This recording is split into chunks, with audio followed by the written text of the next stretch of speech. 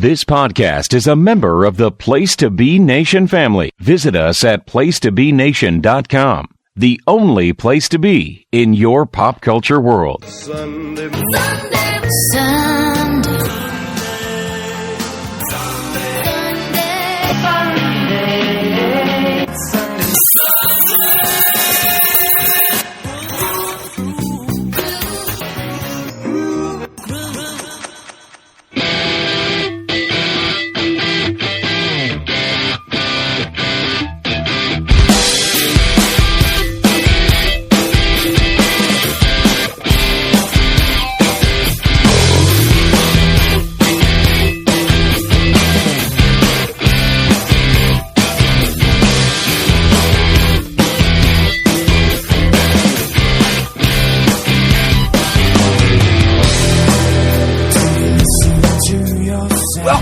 Sunday Groove. This is episode 7. It's episode 11. I don't know where my head is already. Very happy to be back. Very happy to be on the heels of an episode that got a lot of love on Twitter. And that was an episode about Alter Bridge. So this time I'm going back to not just a certain band, but just a certain episode and certain topic. And have a guest that I think I've been friends with for a few years now. I'm not really sure exactly how long, but has never actually been on the show before. No. I've had her counterpart from her podcast on here, but this is the first appearance of the other half of Geek and Sassy, Miranda. How are you tonight? Good. How are you? Thank you for having me. Oh, I'm great. How are you? I just asked you how you are. Good grief. No, I do that all the time. It's okay. I'm that person that they're like, how are you doing? And I'm like, Merry Christmas! It's okay, it's okay. Well, I'm glad to have you out tonight. Are you feeling more geek or more sassy tonight? You know, Jenny and I actually get this question a lot, and I'm not quite... We always say we're both. Without, like, giving away your topic, because you haven't really said yet, I feel like I'm feeling pretty sassy, because, you know, this was a hard thing to kind of finalize here. But I guess more sassy, maybe? Okay.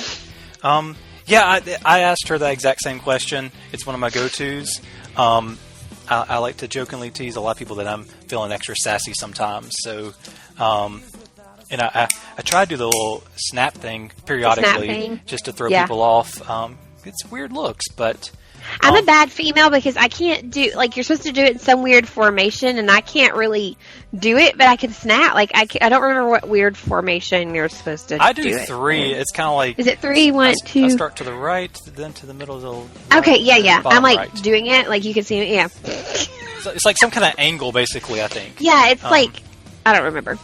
I remember Legally... I'm picturing the people in Legally Blonde, because remember, they snap, like, all the time on there. I actually had forgotten that. Didn't forget the movie. I imitate things from it sometimes. So, this episode is actually going to be about 90's music. Yes. And 90's music is a very tough topic to talk about when you're from this era and when you're, I don't know, just... That's one of my big love eras. So it's going to be really hard to narrow down, but I'm going to have some little caveats I'm going to go ahead and throw out there, even though I'm kind of getting ahead of myself, because I have earlier segments on here. So, if you're new to the show, I normally do some segments called Current Spins and then Music Memories. So, I guess I'm going to go ahead and do them first, and then we'll get to the actual topic. Usually I start the episode by talking about current spins, and that is simply just going to be albums I'm currently listening to. It can be from any time period, and just something I want to throw out some brief love for. Miranda, I actually forgot to remind you about that, so do you have any albums that you've currently been listening to that aren't going to be on your list, basically? Oh, yeah. So I listen to, like, a lot of alternative radio. When people are like, what do you mean by that? If you're familiar with Sirius Radio, which I think you and I have talked about this, so I think we have a lot of the same, like, music loves. So it's Alt Nation on Sirius Radio. And recently, like, kind of on my repeat button has been, I don't know if anybody heard about it, but Weezer redid Toto's Africa. Yes. And, like, I don't know why, but I'm enamored with it. Like, I just can't get enough of that Nice, that yeah. one track itself. And then they have been playing a lot of Cage the Elephant. So a lot of Cage the Elephant and Young the Giant. So I love Young the Giant. He's got a Yeah. beautiful voice. oh my gosh, yes. Have you ever watched any of their live recordings? I have not. Now I've seen Cage the Elephant live, Okay. but I've not watched because actually Cage the Elephant. Little fun fact: I went to college at Western Kentucky University, which is in the southern part of the state of Kentucky, and Cage the Elephant actually went to college and got started in the town where my college is in Bowling Green, Kentucky. So like they're Nice. they're from there. So I remember them before people knew who they were. So it's kind of cool. Nice. Like- See, I know I've heard some of their newer stuff, but I know their first album really well. I mean, it really blew up on local Yeah. radio in Montgomery, so I remember it a lot from then. But I haven't sadly followed them as much. But Young the Giant, I know after their first album came out, I went and I guess I was on their webpage, and they had some just videos of them just in a little studio, and they kind of have them stripped down versions of the songs. Ooh, I love those versions Yeah, usually. with his voice in particular, it works so well. So I would definitely recommend checking that out. I haven't actually seen the ones from the newer albums, but the first album, yeah, definitely check that out. I would recommend Missio to you as well. I'm not Okay. sure if you've heard much from them yet, but I can't they're really remember, good. sadly. I know there's certain bands people recommend to me, and I will listen to it, but unless I do it a lot, I will forget about it. How do you spell that? Do you know? yeah, it's Missio. Okay. Mm-hmm. I'm sure I've heard it. I just can't think of it off the top They of my formed head. in 2016, so they're one of those like you may hear a song and be like, "Oh, okay, I've heard that song or I've heard a portion of that song." But because it's only 2018, so they're fairly new to the world of music in general. But they're pretty good. I think Jenny and I have used a couple of their songs for intro and outro music before, if I'm not mistaken, because we take turns over there picking music, and if we have a guest, we usually ask them their favorite band, and we pick a song from their band. But I want to say that we used their song "Bottom of the Deep Blue Sea" on one of our episodes. Okay, I probably looked it up because a lot of times if I don't know the song, if I like it, I will look it up. There was a song a while back that I looked up and got into for a little while there because I'd never heard it before. But that's been a while back, so I don't remember. Anything else you currently listening to? Not. I mean, I've gone back to like old stuff. I've been listening like during gym. I've been listening, or like when I'm at the gym, which they do have current music too. So I guess they're current. 30 Seconds to Mars. So Nice, yeah. yeah, I've been listening to like a lot of older 30 Seconds to Mars. The Amazon app is fantastic. So you can Yes. say 30 Seconds to Mars radio, and it'll play you like it immediately plays you a 30 Seconds to Mars song, but then it throws people in there that would be related to. So that's pretty cool.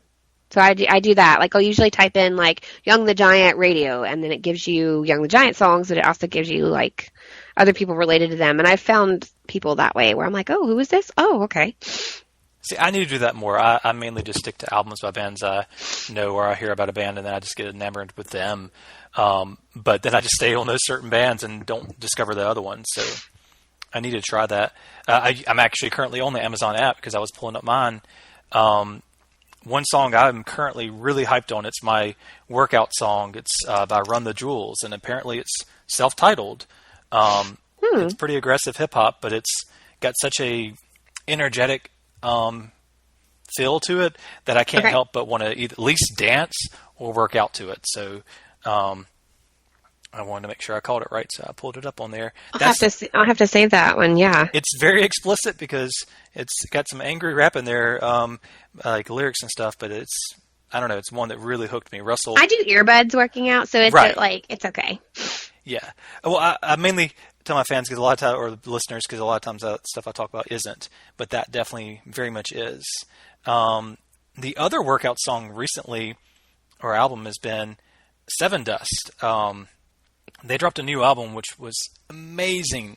But it actually, before I get to that, it actually got me listening to one of their older albums, Seasons. Okay. which is just amazing from the beginning to end. And it's aggressive as can be, but brings in the harmonies a lot. And that, to me, is so important in music, is bringing in that energy and harmony in there if you can. And Seven Dust as a band, people just think about aggressiveness, and it's definitely there, but they bring the harmony as well, and that's one of the things I love about them. I'll have to check that one out. Yeah, and the new one's actually called, oh gosh, is it This Is War? No, not. And of course, somebody messaged me while I'm on my phone.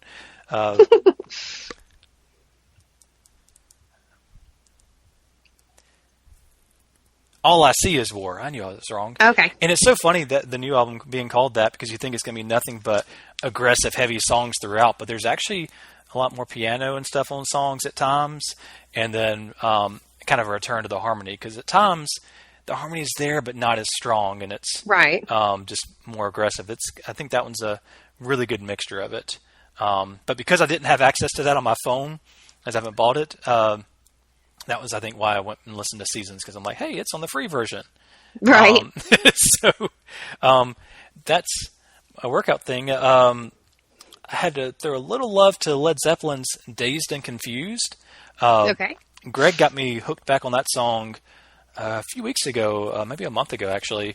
After we went and saw Deadpool, we were watching just random footage of Conan O'Brien doing a silly version of Dazed and Confused. And if you've never seen it, look it up. It's amazing. It's hilarious. Conan can actually sing, but he's not doing a good job there, because he's just mimicking the falsetto and everything of Robert Plant. But if you've never heard Conan sing, you should look that up too. yes, you should. But this video is just amazing because it captures so much stuff. So like Greg showed me that, and then it went on this whole huge, and I'm using my hands a lot, but like a journey of why they did some of the stuff in the parody that they did. And so we watched, Song Remains the Same, basically. And it's a crazy movie / concert. So, right. And then the last thing that's been playing really heavily with me has been the Tremonti album. But I'll be honest, because I was getting prepared for this episode, I haven't listened to it as much very recently, because I was trying to mainly focus on my topic, and got really absorbed into it anyway. But A Dying Machine, Mark Tremonti, it just came out, I think, the beginning of June. Yes, like June 8th, I think. Very aggressive album, but I gotta say, even the calmer songs, I really dig. So I'll bring more in-depth reactions to it at some point, but this episode just wasn't going to happen because it's been about a week or so since I've listened to any of it. So I guess we can... Is there any other current things, or that you said yours, I think? No, because when we started talking about doing this episode, I did also kind of switch over to another station, and I've been listening to stuff too. So, other than those few, I have been... Panic at the Disco has a new album that just came out this week that I am working my way through. Okay. And I say working my way through because I keep going back to like the same song over and over again. Like I'm flipping to the ones that I like and listening to them over and over again. But I moved and started listening to stuff because I was like, this is hard. And then I started listening, and yeah. So I'm kind of like you, like I moved to something else for kind of research and gratification. But. Right, exactly. It's a good mixture. But what you're referring to with the Panic at the Disco, was what I call the Sam Neely syndrome. My college friend Sam, he would get hooked on one or two songs and listen to them literally like 20 times a piece. And I'm cool with that. I do that sometimes too, but not in my car. You don't subject something. See, that's the thing. You don't subject other people to that, unless you have a child like I do, in which case they can get over it. But yeah, no, you don't subject other people to that. It was just funny. It happened really bad with Something Corporate. I don't know if you remember them or not. I do. The album North, he was obsessed with just 2 tracks on it, at least by the time he rode on a trip with me. And I was like, dude, I want to hear the album. Like, I don't want to just hear these 2 songs. Right. So it's just what I've titled Sam Neely in. He called me out on that a long time back on one of the episodes. He was like, wow, I get name dropped a lot. But he took that as kind of an honor almost. So we're going to slide right into the next topic, which is just music memories. There may or may not be a theme song here or not. Depends on if I remember to send it to Todd. But anyway. Music memories.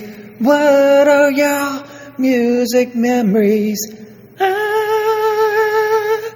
right. So what is your first memory involving music? Ooh, that's a tough one.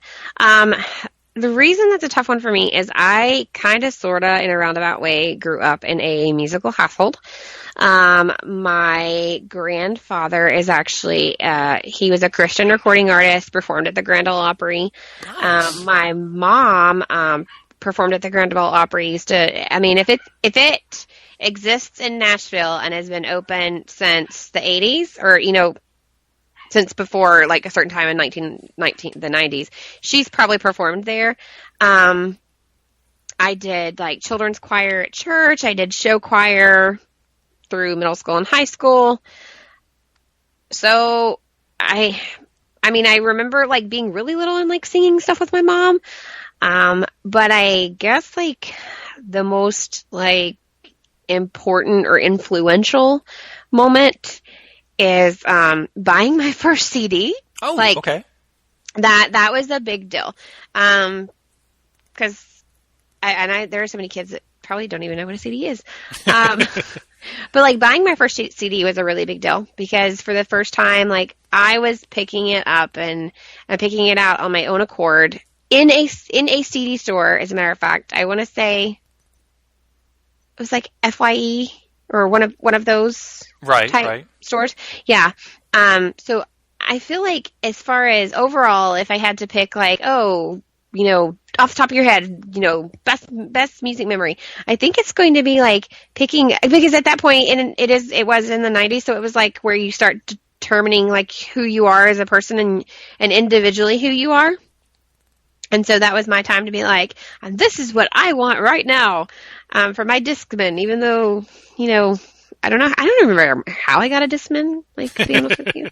But I think that's the biggest music memory was purchasing that. And what album was it? I've performed on stage with people that, like, if you grew up in Nashville, you would know who they are. But I don't think anybody down here in our neck of the woods, they'd be like, who? But, like, and that's pretty cool too. Like, yeah, no, that's awesome. But yeah, my music memories are all I have a bunch because I was in show choir. But I think the big one is when the first time I got my first CD, like, on my own, just saying, hey, this is what I want. This is who I am. This is my taste. Like, this is me. And what was that? It was actually the Boyz II Men album that has On Bended Knee. Nice. Yes, that was my very first CD. And I pulled a Sam Neely on that. Like, I played I don't remember, I would have to pull it up, but I remember On Bended Knee was one of them, but I played it, like, over and over. Like, I'd skip back and play it over and over and over and over. Well, I'm actually drawing a blank on, it's not my, I didn't need to answer the question, but I was drawing a blank on my actual first CD I got. I remember my first cassette I bought, and that was still a big, big deal to me. So you actually kind of combined two of my questions. That's awesome. So you said you sang in show choir and that sort of thing. Mm-hmm. Do you also play any instruments? Believe it or not, I do not. I actually cannot read sheet music. Oh, okay. I had sheet music that I performed from, but if somebody says, give me an A flat, like, I can't. Like, I can't do that. So, like, I can't actually read a piece of sheet music and say, hey, play me a C minor. Like, I can't do that. but can you match notes, like, when somebody plays it or sings it? Yes. So if they play it, like, I know I need to go higher, I need to go lower, or if like earlier when you were talking about kind of like, making sure your voices blend together and harmonies and things, I can do that. Like, I can do that, but... Awesome. Yeah, that's a gift in itself. I also do not read sheet music. Like, I can read rhythm line, but that's it. I was a drummer, so I should have learned the other stuff, and if I'd actually paid attention in band, I would have learned the other stuff. But me and my one-track mind of just wanting to beat on things, like, I I wouldn't pay attention. Right. So I didn't learn all those things. But if somebody sings me a note, I can usually hit it as long as it's in my range. The harmony part, not so good. I'm much more likely to just hit the melody, and somebody's going to have to harmonize with me, which has driven a few of my friends crazy whenever we've tried to perform. I'm like, dude, you just got to give me a melody, and you can hit the harmonies. Right. Like when I'm harmonizing with the album on the radio, to me it sounds good. I don't know if I'm actually hitting a good note, but then I can harmonize. But as far as like whenever performing or whatever, it's always been, give me the melody, I got it. Right. Then you hit the harmony note. I sometimes, so in high school I was a soprano, and now not so much. And your body changes. And I also don't sing like I used to. We had blocks in school. So you had like an hour and a half, 2 hours in one class period, and you did that every day. So when you're training like that and you're dedicated, because I don't sound at all what I used to. Like, obviously, if they're putting me on stage with someone, like I sounded pretty decent, or at least, small town decent. But I will sing now, and I'm like, oh, God, no, let's not do that. But I practiced, like kind of like when you were in band. Like I practiced every single day for 2 to 4 hours a day. Right. And so I've kind of lost some of that ability, which is what I will say, what I did not lose, what I learned the other night. I can still play Hot Cross Buns on a recorder. Nice. Okay. Yeah. My son was like, I don't remember much that we learned because, it was that magical year. It's 5th grade where everybody gets what? A recorder. So he brought it in here after school ended because, it ended at the end of May. I was like, let me see that thing. And I was like, heck yeah, I can still play Hot Cross Buns. Well, don't sell yourself short on the singing. Like I rediscover different types of singing all the time in different ways. My voice has changed a ton over the years too. And one of the biggest things I learned how to do is not sound as nasally to hit notes. Most of the time, I've learned that. Occasionally, I'll still find it if I'm hitting probably notes that I shouldn't be hitting. It gets a little more nasally, but well, it's habit to pull from your nose, actually. Yes. And so you're supposed to actually pull from your stomach, like from your diaphragm. Right. Believe it or not, like I was one of those kids that like I didn't really like. I was not an athletic kid. Like I briefly played tennis because I didn't want to play. I didn't want to be in PE, and I was like, this is pretty simple. And I was like, I briefly ran track because I didn't mind running, but I didn't want to play. Like I did not want to play dodgeball, and I did not want to play basketball. Like no. So like I briefly did those two things, but like a lot of the choir kids, the reason that they had like high school stomachs that we all had was because you sing from your diaphragm for 4 hours a day. So right.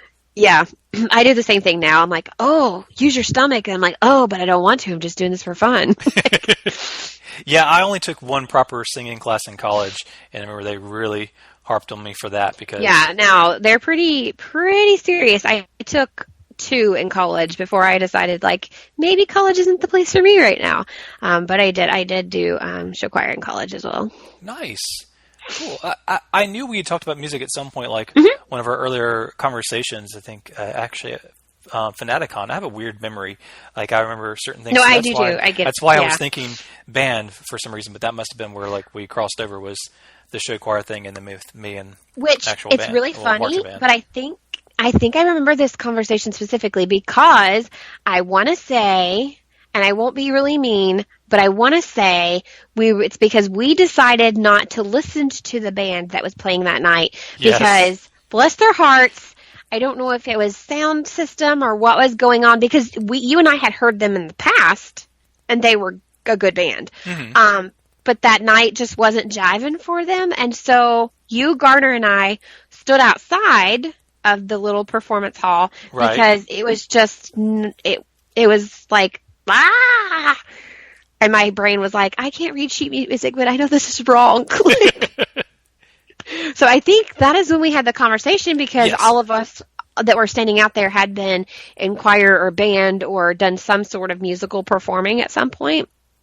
And I believe my brain is really weird too. I want to say that that's when that conversation happened because of that incident. We got onto that because we were all like, oh. See, I didn't remember what triggered it, but I remember the conversation. Yeah, I'm pretty sure it stemmed from that. And it's coming back to me now, and yes, that night it was, they weren't sounding the best in the world, so we went outside to talk, and it was really cold, but we... Oh my gosh, yes, and I was still in costume. That's right. I was really cold. I had no sleeves and no, like, I had, like, they were shorts, but, like, from, like, mid-thigh down and no sleeves. And it decided, like, hey, we're going to actually be cold in Alabama. Was that Miss Marvel? Was that who you were? Yeah, it was. Mm-hmm. Okay. Yes. So I guess that's how my brain got tied up, was when I thought band. Okay. Yeah. Well, and then my last one I was going to ask you, if you could be in any band or any solo artist, who would you be? Oh, my God. I don't think I would want to be a solo artist. I would probably sing... I think where I grew up, everybody would assume I'd be a country star. But I'm not super... Like, it's nothing against, but, like, current country is just not my jam. Right. Some of it, it's catchy. But I probably would not be a solo artist. I would probably be an artist. I'll give you a good example, like Florence and the Machine, where she's like really the attraction, but she doesn't make it just about her. She makes it about the whole group. If that makes sense. So I think I'd be in a group like that. I think it would be an alternative style genre, probably. Cool. Yeah. Nice. Yeah, I definitely wouldn't want to do solo thing, because just the pressures and all that kind of stuff with that would just not be cool. Plus, I know with me ever performing on stage, I'm much better when there's other people with me. So just me by myself, or me with some musicians, that's still the focus is just me. Don't think I would be okay with that. Yeah. Well, I mean, and even when you're a solo artist, you're a good solo artist because you have a good band. Right. And so I think I would be like her, or be, for example, Panic at the Disco used to be like 4 people. Now it's just Brandon Urie, but he's decided he is still Panic at the Disco. So I think even if like mates left me and I stayed, I would still be like, this is this group, or this is who they are, because it's about the band surrounding you too. Like, right.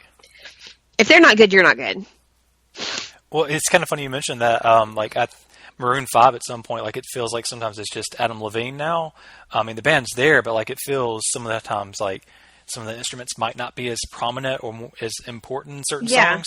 And I've wondered why he didn't just go solo, but I think it's partly name recognition, and also, the band does contribute, I'm sure, something, and I'm sure they'd like to still get paid. It's just they're a band that I think of that's changed so much over the years. And some of their stuff is just more of just, it just sounds like a synthesizer and him singing at times. And it's like, but it says it's the full band. Okay, we'll see. I don't know. That's where my crazy brain just went. I guess that was all my music memories questions. Because like I said, a couple of years kind of blended together naturally, which was kind of cool. It was almost like a that happens to me a lot. Yeah, like years blending together when it's like or a book series blending together, or movies, if there's like multiples, they start kind of blending, and you have to I have to look up and find like where they actually separate. Yeah, so. Well, this episode, as I previously mentioned, was 90s related, and for my list in particular, I've got to throw a few things out there. Number 1, we are not ranking our top 5 90s albums. No. That would be impossible and painful, and I would immediately regret my decision after I did it, because I would be second-guessing myself even more than I already do. Number 2 is I am excluding Metallica and Foo Fighters from my list, just because, honestly, 2 or 3 of the most important 90s albums for me have been Metallica albums, and I wasn't going to dedicate this episode to them. Like, I've talked about them a good bit on other episodes, and I might do a full Metallica episode one day, but I was like, there's so much more than the 90s. I'm not just going to focus on them. There's no Foo Fighters or Metallica on there, even though I've previously talked about them a lot, and their 90s stuff I've talked about a lot. So, like, it's kind of like when the Hard Traveling Fanboys say favorite current authors that aren't Jeff Johns. Right. This is basically what I'm doing. Okay, I'm so glad you said that, though, because my list, is going to be the same. So current, not in any order, but will not include Dave Matthews or Nirvana, because I feel like if you had any sort of breath in you in the 90s, you were all about Dave Matthews or Nirvana or both. So my list will not include either one of those for the same reason that your two will not be on there. Okay. I just, you get it. I definitely do. I can't do that. I can't do that. Well, and with me, Nirvana I couldn't put on my list because that is one of those bands that I might later talk about. I loved certain songs by them, but I didn't get huge into them and really listen to them more in full album form until college. I missed out on a lot of 90s moments because of not having the internet where you could just listen to music like you wanted, being limited to what you could find on the radio, and having a limited income to buy albums. Well, I will say, remember the Napster bit that started at a certain point in the 90s? My cousin and I may have been people that received cease and desist orders. Okay. So limited income was there, but we may have also been the kids that for $5 could make you a CD. Right. Well, see, I didn't get into that world. I didn't have my own computer with internet to do that. Oh, we did it on his. His parents could afford that. Mine did not have that. We did that at his house. Right. Well, I didn't even get friends with somebody that could do that until late in I was about to say college, in high school. So I didn't really get to acquire music as much that way. I had some bootleg cassettes, of course, along the way, but I still had I don't know, I guess what I'm trying to say, limited exposure, and I know we're on the same page, but I want to make sure listeners are to certain music, because it was different back then. If I had a CD ripper and stuff like that, I could have accessed more, or if I'd had the internet, I could have accessed more. Oh, definitely. But I didn't get that until college, and definitely in college, I used download programs quite a lot. I did too. But yeah, so some of the stuff that I now look at back and I'm like, holy crap, that's an amazing 90s album, I'm not going to be on my list because I didn't, really get into it until later. So, that makes sense. So that, like I said, but if any of yours are that way, that's perfectly fine. That's just a caveat, a little addition I added to mine because it kind of made it easier, but also, I don't know, I just felt like I wanted to put some restraint on myself. So in no particular order, we're going to trade off albums, take turns talking about albums that one at a time that we that we chose for this project. So Miranda, what would be the first album you want to talk about? The first album I want to talk about was when actually you asked me to think about this, it was the first one that popped into my brain, believe it or not. And that was TLC's 1994 release of Crazy Sexy Cool. Yes, nice. Which I feel like that album it is the 90s.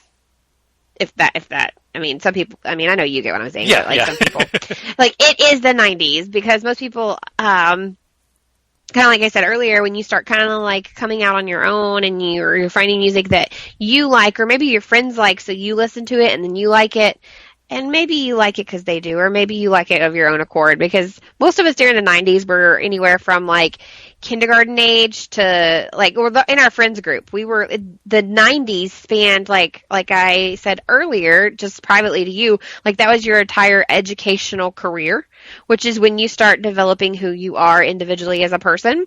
And so I can actually remember what school I was in when I started listening to this album, and the friends that influenced me to listen to this album, and how we thought singing water, we could all do the rap part to Waterfalls. When you're only in the fourth grade, you're in fourth grade and you're I'm white girl from Kentucky and I can do the Waterfalls rap. And realistically, you probably could only do maybe a fourth of the Waterfalls rap. So nice.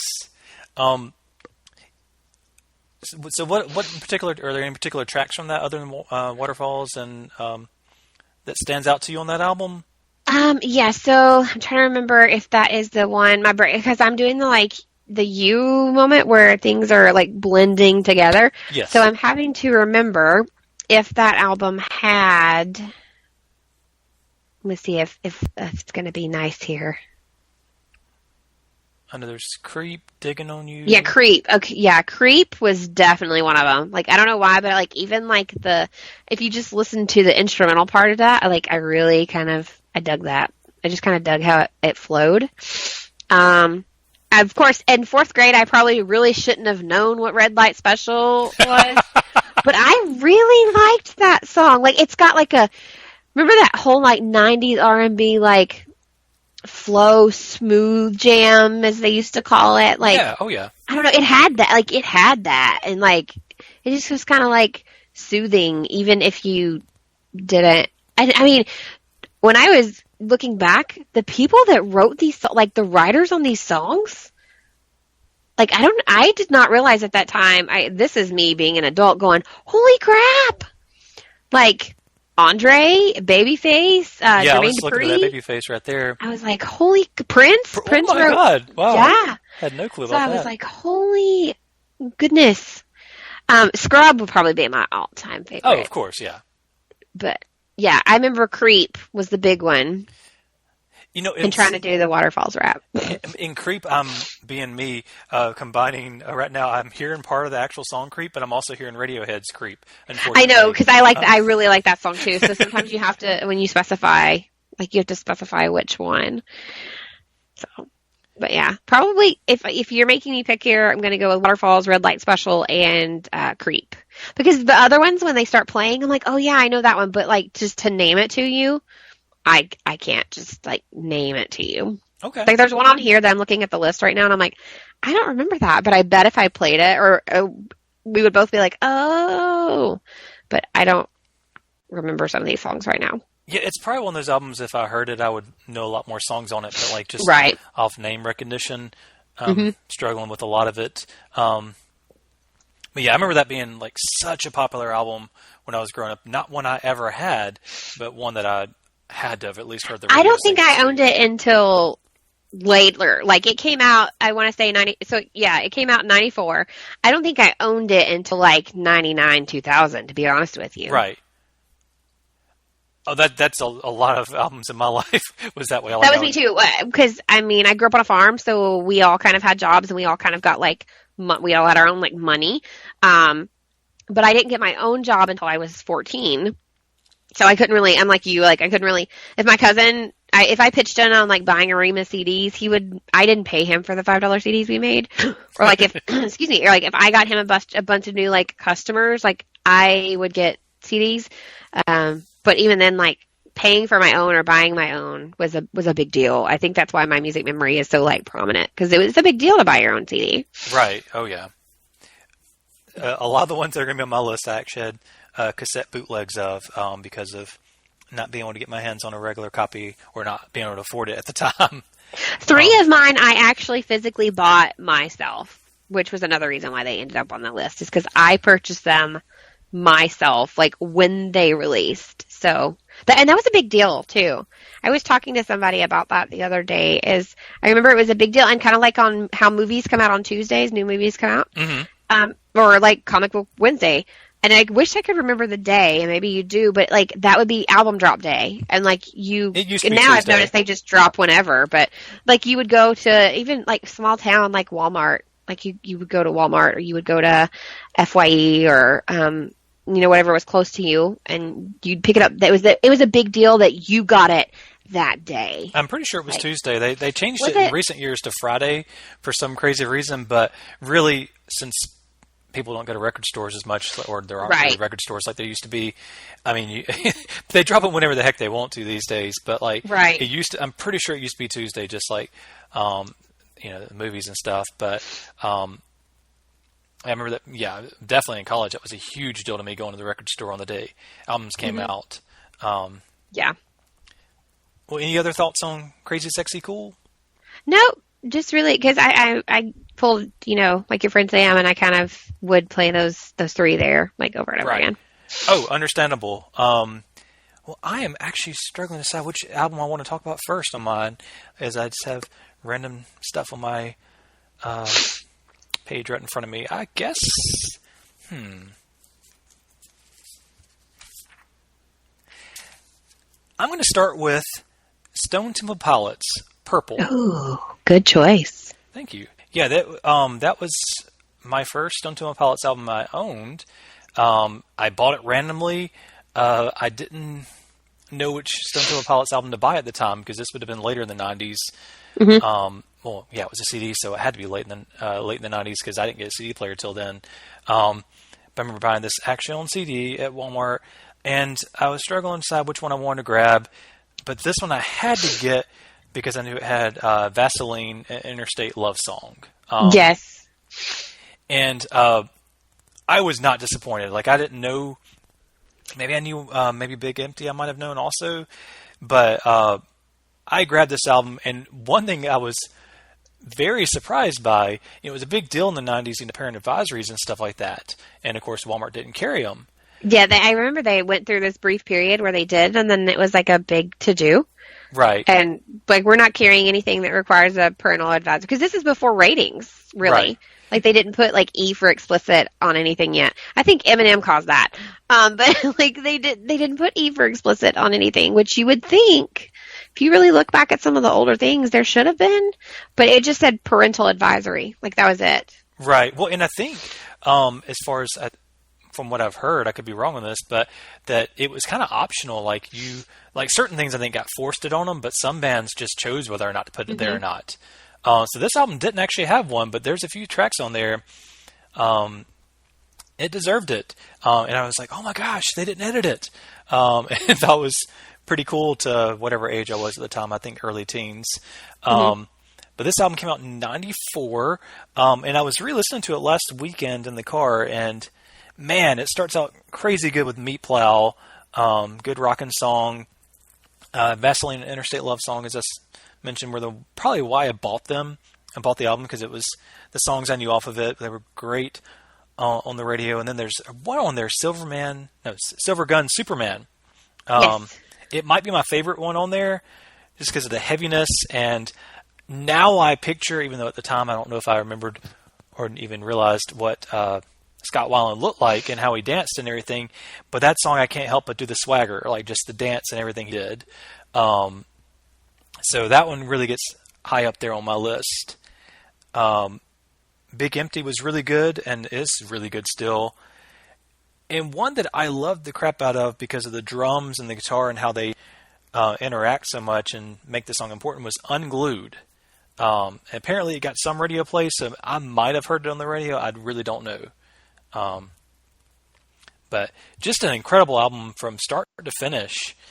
And had a very fun outro back when those were a thing, back when you had hidden tracks and stuff. I loved hidden tracks and intros and outros and, all of those things. Those were great. This one, I will say, I did get to borrow CDs because my cousin, I remember Loungefly. Nice, yes. On your album there. Yeah, Loungefly was really good as well. I couldn't recall exactly what that sounded like on a quick listen to my head just then, so I just didn't mention it. I remembered when you said that, I was like, oh, Loungefly. Like but I don't remember any of I do remember Vaseline, but I don't remember any of these, any of the rest of them. But for some reason, I remember Loungefly. So that's going to have to be because I would borrow from my cousin Jenny. Right. That's understandable. I know you would know at least three of them if you heard the songs. Right. But the fun outro was hidden in towards the end of their end song, Kitchenware and Candy Bars. Yes. But there was a lounge song hidden in it, performed by Richard Peterson, according to Wikipedia. But it's just so much fun, like just talking about avoiding a sophomore slump and just all this silly stuff on it. Mm-hmm.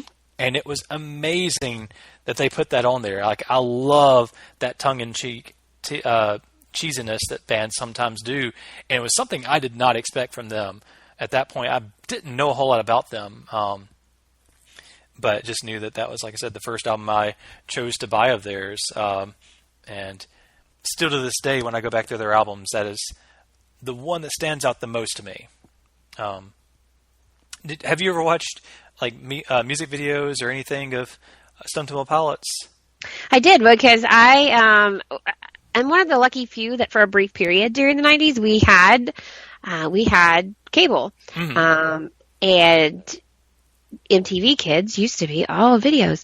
And that would be the thing, because MTV was actually, if I remember correctly, still fairly new at that, like, in the beginning of the 90s, or at least new to, like, the general population. And yeah, I remember, like, I would just watch a video, even if it wasn't a band I normally listened to, because music videos were cool. Like, right. It was very about, like, what was going on in the video, not just the music. It was like a video. It was a movie crammed into 5 minutes. They were just, I don't know. I was really enamored with music videos. So I used to watch, like, any and all music videos. So I do remember watching several of theirs.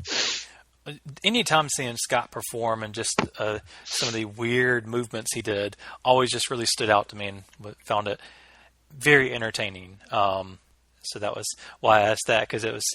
I can't, and I don't remember these music videos in particular. I don't know why, but I remember more his work with Velvet Revolver and some of the strange things he did on stage. But that's like just what I associate anytime I listen to him sing. Right. That would make complete sense. So I guess that's all I prepared for that album. Actually, that was just one I randomly decided to discuss first. So do you have any more thoughts on that one, or do you want to go ahead and go with your second album? I can go with my second album, because okay. when you said that album, I just for some reason thought of that one song. So this is one that actually, when people ask me, like, name your top something albums of all time, is always on my list. It is also one that I told you before, like, I did purchase some on my own complete accord. So No Doubt's 1995 Tragic Kingdom. I thought this might be on your list. Like, it was one that I think like, that I love from the 90s, but also, I mean, being a female, I can just imagine that being one of the most important albums to buy in the 90s. And to me, Gwen Stefani, like, I will follow her to the... So when she was even screaming, like, Hollaback and Bananas, I was with her. Like, even when she kept, like, I don't know, she just, to me, has... an amazing voice, a very, like, and I don't know, I always idolized her in general. So, kind of like, this is the time when you're deciding who you are and who you idolize. And Gwen Stefani, to me, always had, like, as a female, because you do look at other females because you're comparing yourself. But to me, she was the most down-to-earth person to kind of, like, look up to and follow in the 90s. Because if you're trying to work out and obtain a certain body type, hers is not unrealistic. She has a good voice. You don't hear, I mean, in recent years, you've heard some tabloid stuff, but, like, she wasn't in the tabloids. She wasn't doing things your parents were like, you can't listen to that album, or, like, we don't think you should be, doing that. Like, I don't know. To me, she was just kind of like the all-around female influence of the 90s for myself. And so this album, and it was their first album? No, it was their third studio album, but I think it was, like, the first album where people were like, oh, have you heard about No Doubt? Like, I don't remember the other two before this. I've gone back since then. Major label debut, I think. Right. This album is also my go-to when we karaoke. Like, she's my karaoke go-to as well. Nice. So, my favorite has always been... either Spiderwebs or Don't Speak. Mm-hmm. And then Just a Girl, which I think that's one of those songs that, like, is the 90s. Oh, yeah. With, like, the not quite Jinkos yet, the flat skater shoes. Oh, God, like, Jinkos. I'll just go ahead and admit I had some. Wow, okay. I did. I don't know why. It was like the bigger the bottom of your pant, like the cooler you were, I think is the consensus around my middle school. Oh, so, yeah, like, definitely middle school. That's what people thought. Yeah. I never owned them, but I definitely... They were I'll be honest with you, they were hand-me-downs because they were expensive. Like, oh, yeah. So I'm pretty sure mine either came from a secondhand store or like TJ, or like not like they did. I don't remember TJ Maxx at the time, but there were stores similar to TJ Maxx where you got the really name brands, but you didn't pay as much. And I actually this made me think, like, did you do you got your albums at a garage sale? Did you ever do sadly, that? no. Like, flea market was like the only... we had a big flea market. I did flea market. I would get a lot of albums because a person would be like, oh, $2, like, which for you, it was like, as a kid, that's still a lot of money. But I got a lot of stuff at garage sales. So nice. Well, if we'd gone to garage sales, I probably would have, but flea market was where I'd get some, even though I later realized one of the guys was doing bootlegs and like to the point of like printing out the booklet and everything. Yes, our guy would do that. Like you did, but I mean, you didn't care. Like it worked. So you didn't care. Oh yeah.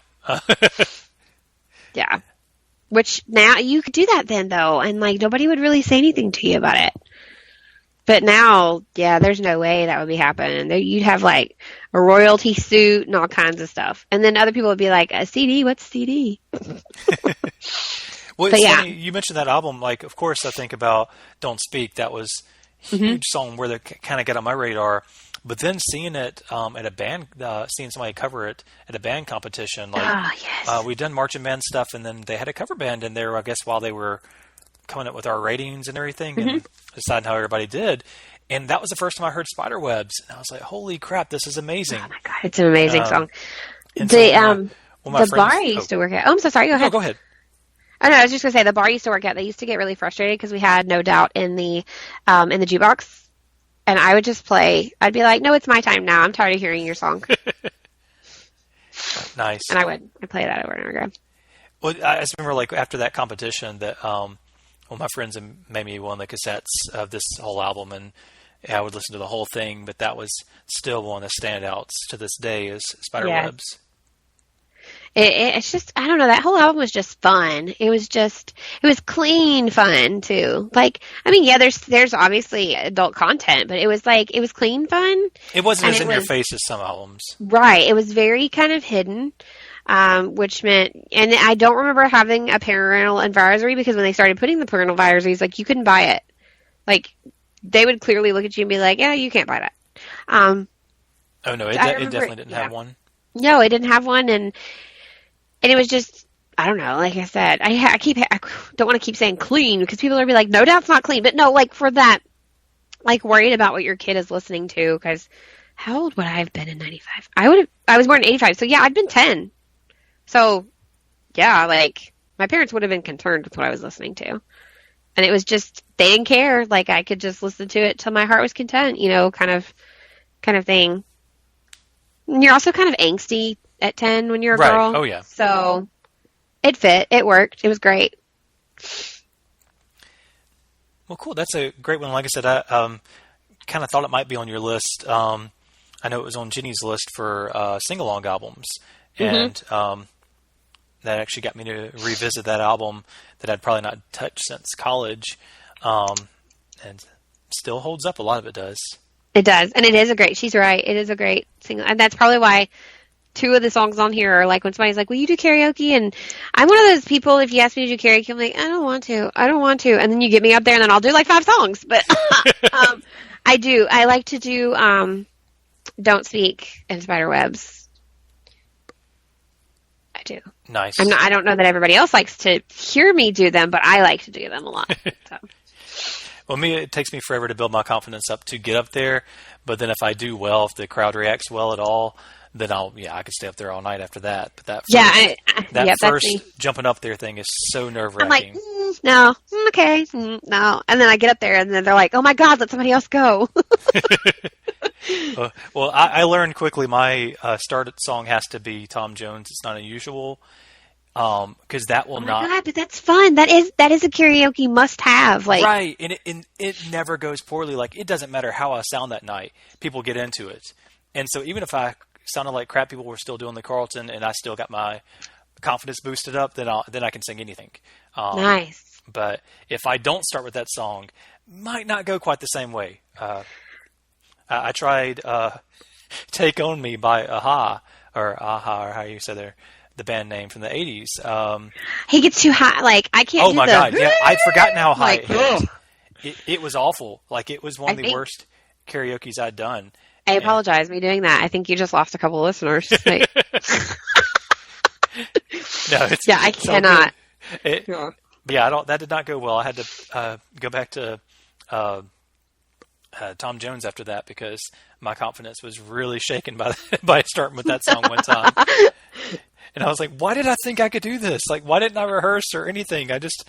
As a joke, I just picked that song and it was horrible. I think Place to Be Nation karaoke needs to happen at some point. I'm good with it. This would be fun. Hey, I could do something like that. For like one of my major milestone episodes if I wanted to. I'd been teasing about to my just to myself and Greg and Russell just about all these like really niche things I thought about doing for the 12th episode since that'd be my 1 year. But like, okay, I want people to actually listen to it, but I think karaoke they would. Even that would be fun. Yeah, they'd be entertained. Because there's a certain entertainment in bad karaoke still. There is. I mean, look at how many years American Idol lasted off of the people watching it for the bad. Well, just think. I realize how mean we were with that, but you know what I'm saying? like you're saying, it's a certain level of like bad is funny too. Well, there's a reason why Nick owned William Hung's Inspiration. Oh my gosh. And I had to get a copy of it. It's very entertaining. Oh my God. Like my brain. And I might be misremembering that. I think it was Nick that I got that from. I'm pretty sure. Pretty sure that was like one of the most random things I found that he had. And I was very, very, very happy. Well, any other thoughts on Tragic Kingdom? Everybody needs to go listen to it again. Yes, I'll second that. That's pretty much it. Okay. Well, my next album that I'm going to mention is one that I cannot think of high school without thinking of. Okay. And that is going to be The Offspring's Americana. Such a good album. Yeah, I remember it was one of those that I got a bootleg of when my friends got for me, or put me on cassette actually still, because I didn't have a CD. Well, no, I had a CD player, but she must not have had a CD burner. That must have been what it was. So I had this, and I listened to this. I'm pretty sure this is one of my cassettes that probably came apart because I listened to it so much.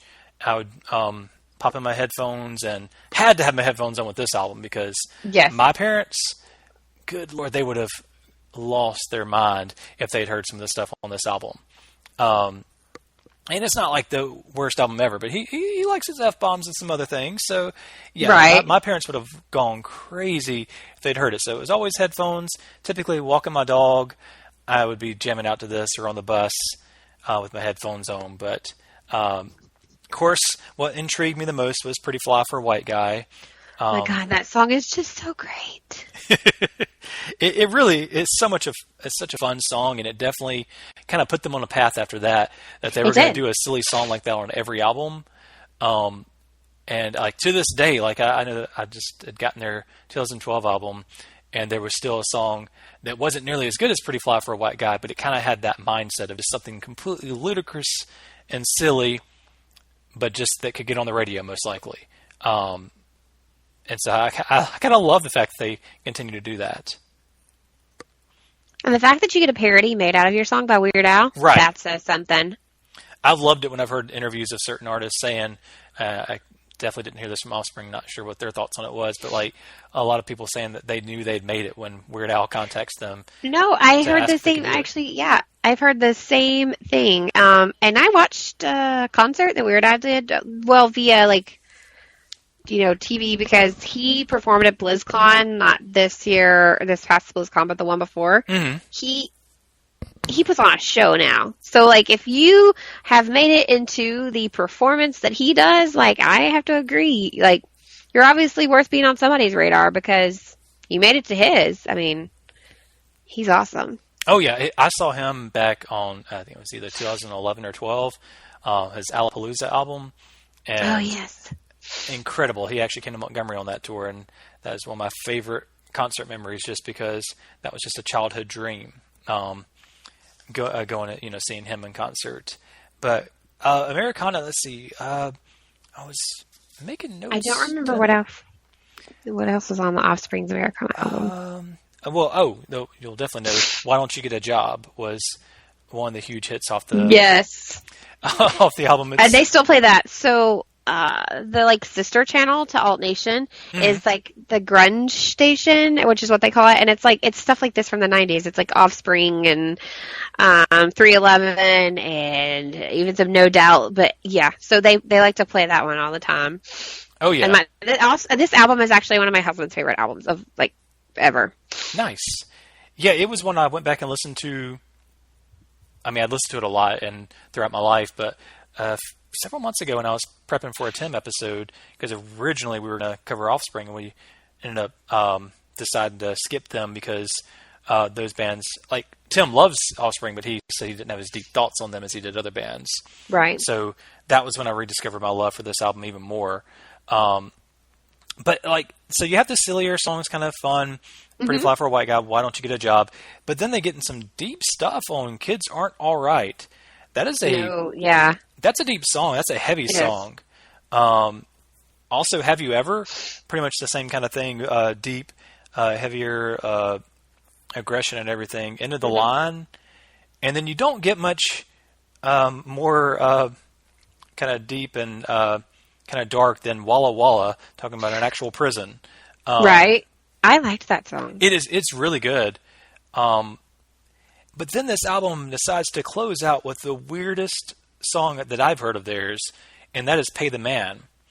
And that's kind of like, it starts out all psychedelic, almost sounding like it belongs in kind of like India or something like that. And but then it turns into kind of blending in a little bit of punk after a couple minutes and everything. And I heard somewhere or read somewhere that they had actually recorded it on their previous album, but it was just so weird they couldn't put it on there. They decided to hold on to it. And so that's when, if you go like check the lyrics out, you're like, whoa. Like as an adult now, you're like, ooh, wow. Like you said, that's like, you know what I'm saying? Yeah, like, yeah. Somebody was in a place when they wrote that. Like, I don't know what kind of place, because everybody experiences things differently, but like, if you go back and read the lyrics, you know, because it's like, I'm probably going to butcher this, but they're like, say what you love, you know, it's all right.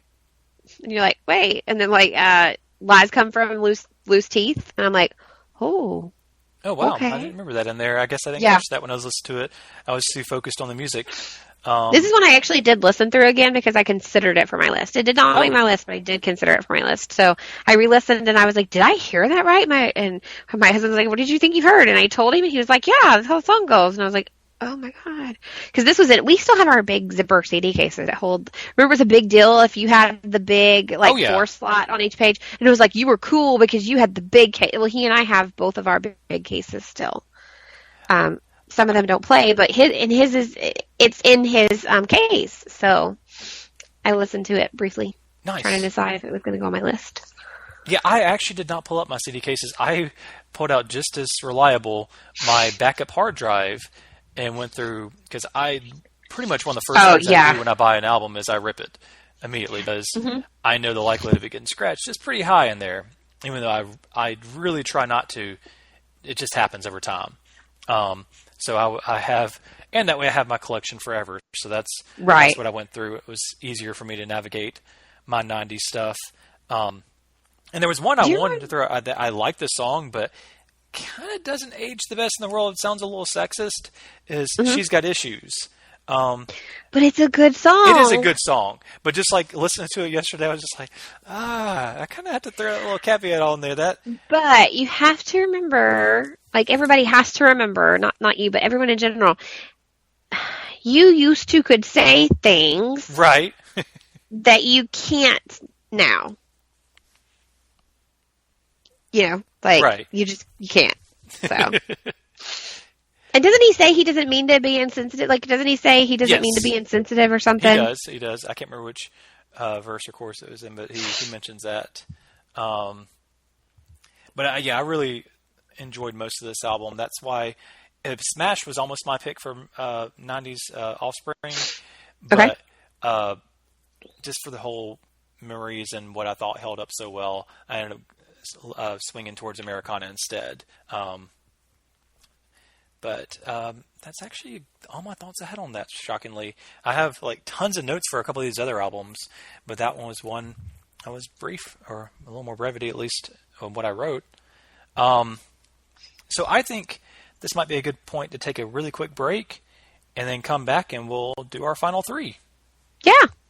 Okay. Catch us on the other side. Promotional consideration paid for by the following. Hey, pro wrestling announcer Kevin Kelly here. I want to make sure you are all subscribed to all the great feeds here at Place to Be Nation. It's really easy to do. Just head to iTunes or your preferred podcatcher app today and search and subscribe to the Place to Be Nation wrestling feed, which of course includes the full archives of the Kevin Kelly Show, the Place to Be Nation pod feed, and the Pro Wrestling Only feed. Subscribe, listen, and then rate us and leave feedback today. And be sure to give Justin your true thoughts. I mean, don't hold back. After all, he is kind of a jerk. Just listen to Scott.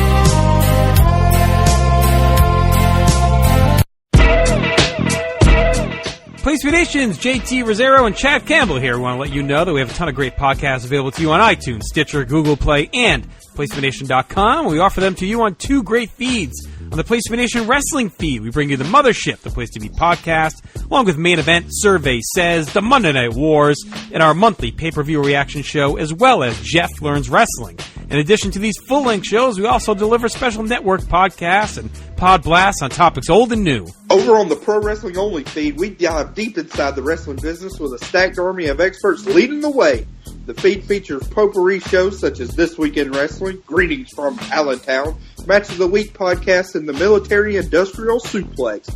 We also have shows that focus intently on certain topics like Through the Years, Worldcast, Strong Style History, Strong Style Story, and Mount Olympus. Plus, the feed has the full archives of legendary shows like Titans of Wrestling, Where the Big Boys Play, Letters from Center Stage, and Letters from Kayfabe, plus much more.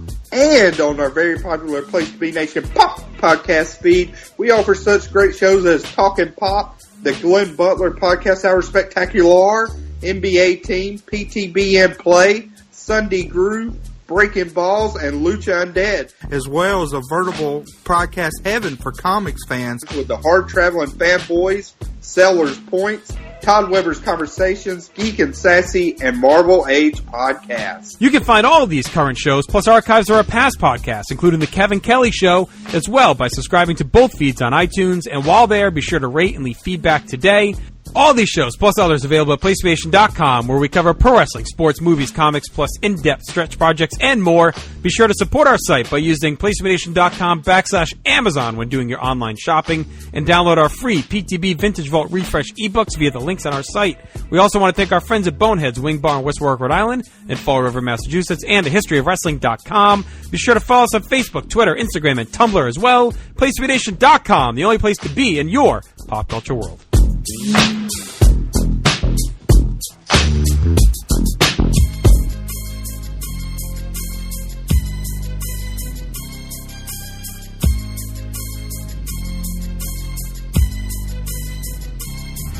As I walk through the valley where I harvest my grain, I take a look at my wife and realize she's very plain. But that's just perfect for an Amish like me. You know I shun fancy things like electricity. At 4:30 in the morning, I'm milking cows. Jebediah feeds the chickens and Jacob plows. Fool and Welcome back to the second half of the Sunday Groove.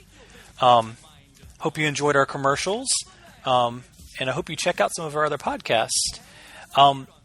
Miranda and I have been talking about 90s albums, and it's actually her turn to talk about her third album. Oh, is it my turn already? Yes, unless you want me to go first. No, I kind of forgot. I was like, oh yeah, because I was like, where? Yeah, I guess it would be my turn. Oh, let's see, which one of these? I guess I'll go ahead and talk about the one that you know. So this is a compilation album, and I don't know if they still do this or not. And you're the one that helped me figure out what year it was, because for the life of me, I couldn't find it. It's the 1996 Grammy nominees album compilation CD, I guess you would call it. So it has a little bit of all genres on there. And the reason I decided this one, and it was actually when I was flipping through that giant book of CDs I told you, I couldn't find it. and I kept thinking of this CD in specific because it has a little bit of everything. So when you're having a hard time picking, like, you can just go here. Oh, yeah. And it actually has a TLC song on it too. It has Waterfalls on it, and Hootie and the Blowfish, Let Her Cry. One of my favorites. Oh, that's such a good song. Which Hootie and the Blowfish is not on this list just because, for the same reason like Dave Matthews is not on this list. Like, I just can't. I can't do that. But the one I used to play over and over again, Alanis Morissette's "You Oughta Know." Yes. And I remember, so I ended up getting an actual CD player, not a Discman, because do you remember the super huge boxy, like when they say boom box, like it was legitimately like a big box, and you could detach. So the speaker, and it was even super cool, so you could detach the speakers on either side, right? Oh yeah, I remember those. Yeah. So that was like, we always had, you could ask for a big thing from Santa. Didn't mean you were gonna get it, but, and I knew about Santa early on, so technically it was my grandparents, because both sets of my grandparents were financially doing well. What? You're saying it wasn't actually Santa? Right. Oh. I had a really mean cousin that told me in like kindergarten, and I told this story on a Geek and Sassy episode where we had Greg on when we did our Christmas episodes. Like, I'm pretty sure I told the story.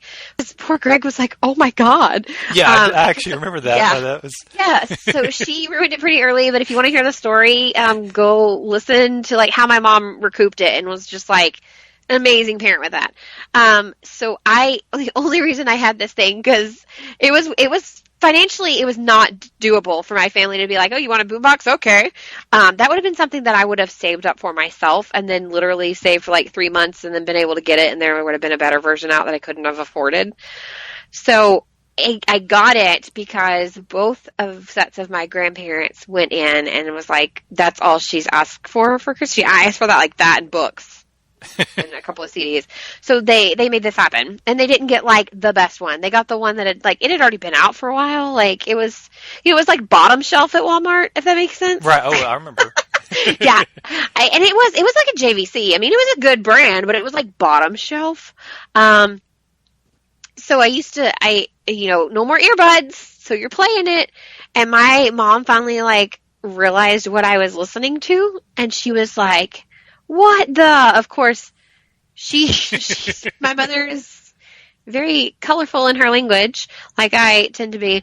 And she's like, "What the?" And she's like, "Do you understand what this means?" And I was like, "I know exactly what it means." And she's like, "You don't need to be listening to this." And I was like, so that album is like a big deal because I remember, and honestly, it's not like I was super young I was 11, 12-ish.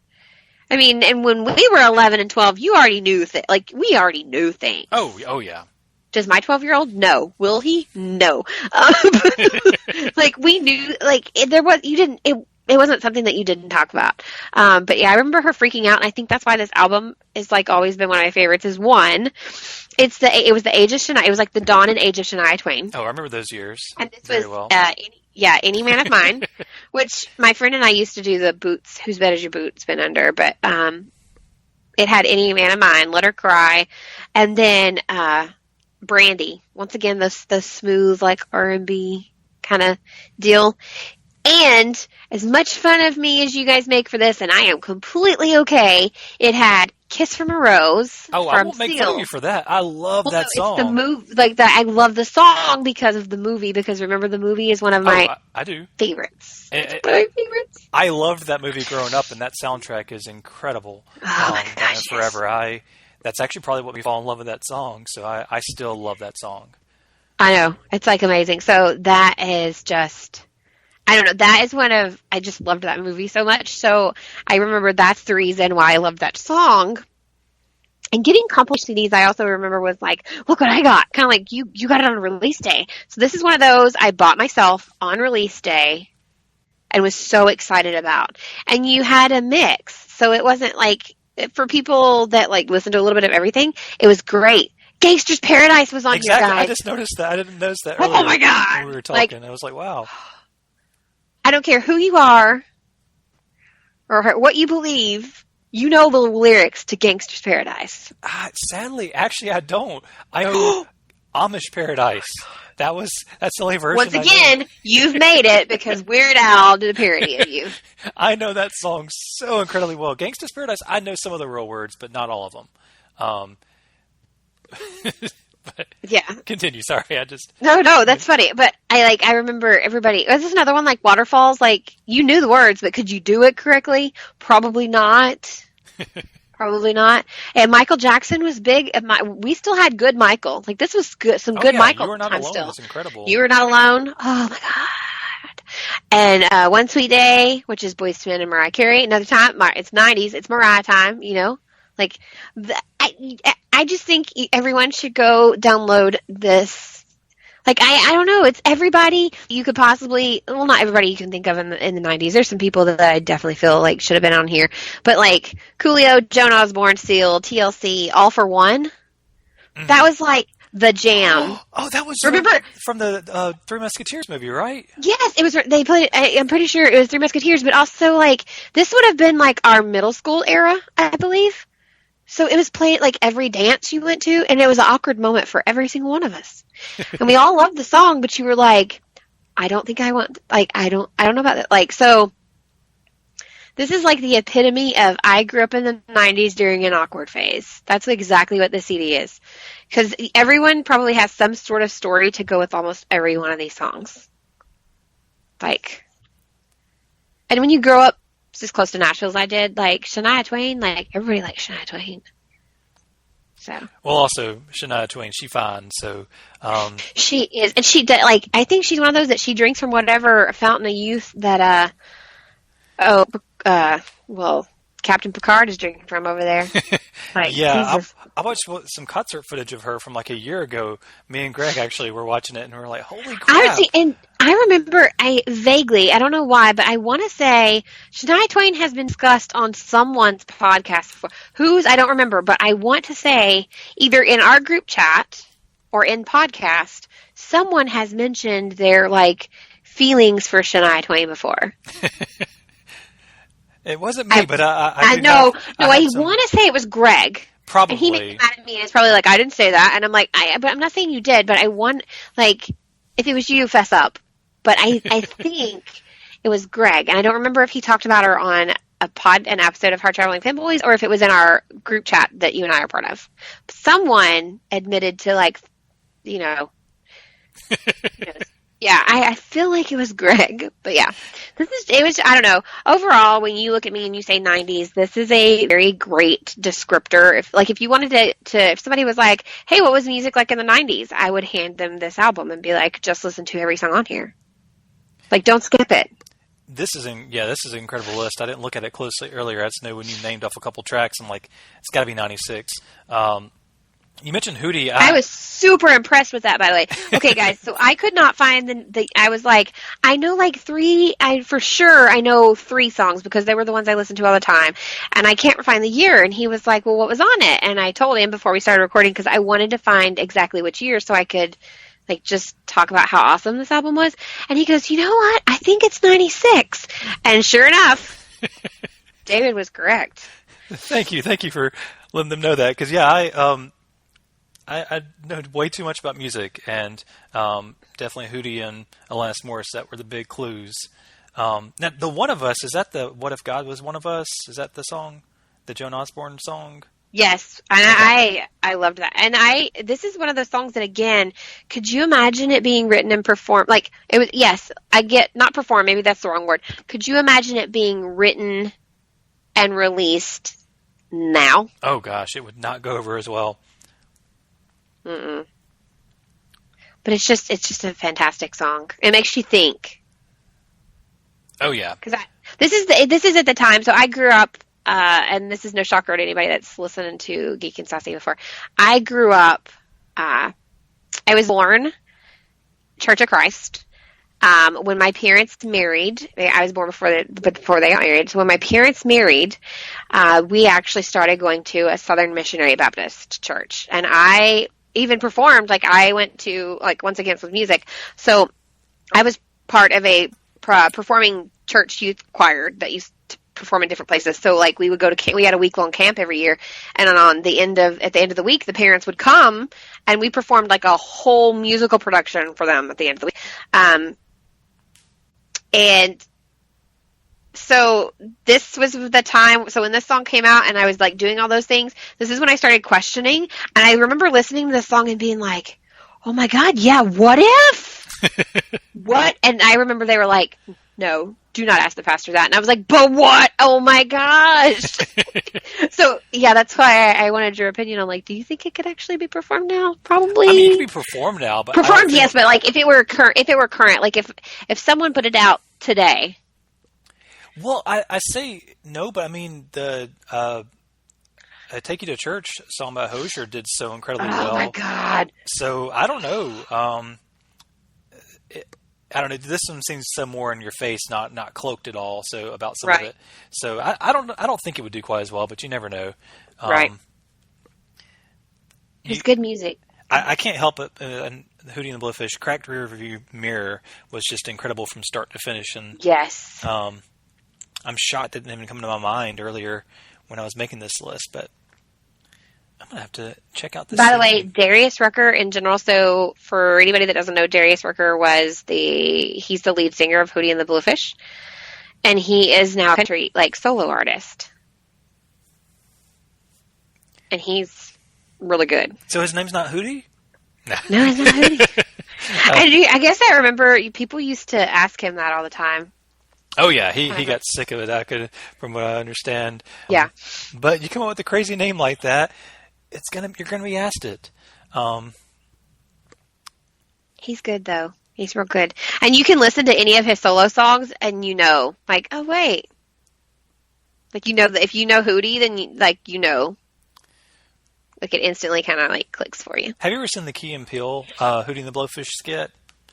No, but I love Key and Peele, so now I need to go find this. Well, you're going to have a hard time. I wish I remember which episode it was from. I couldn't find it on YouTube, but it was like season 2 or 3, I think. They just pretty much mix in all the songs into one as a solo artist. And it was just so funny. Oh my God, that's so funny. Basically I think I found it. Yeah, it's not YouTube, though. Oh, okay. I'll send you the clip, because you've already seen it, but I'll send you the link. Yeah, it's incredible.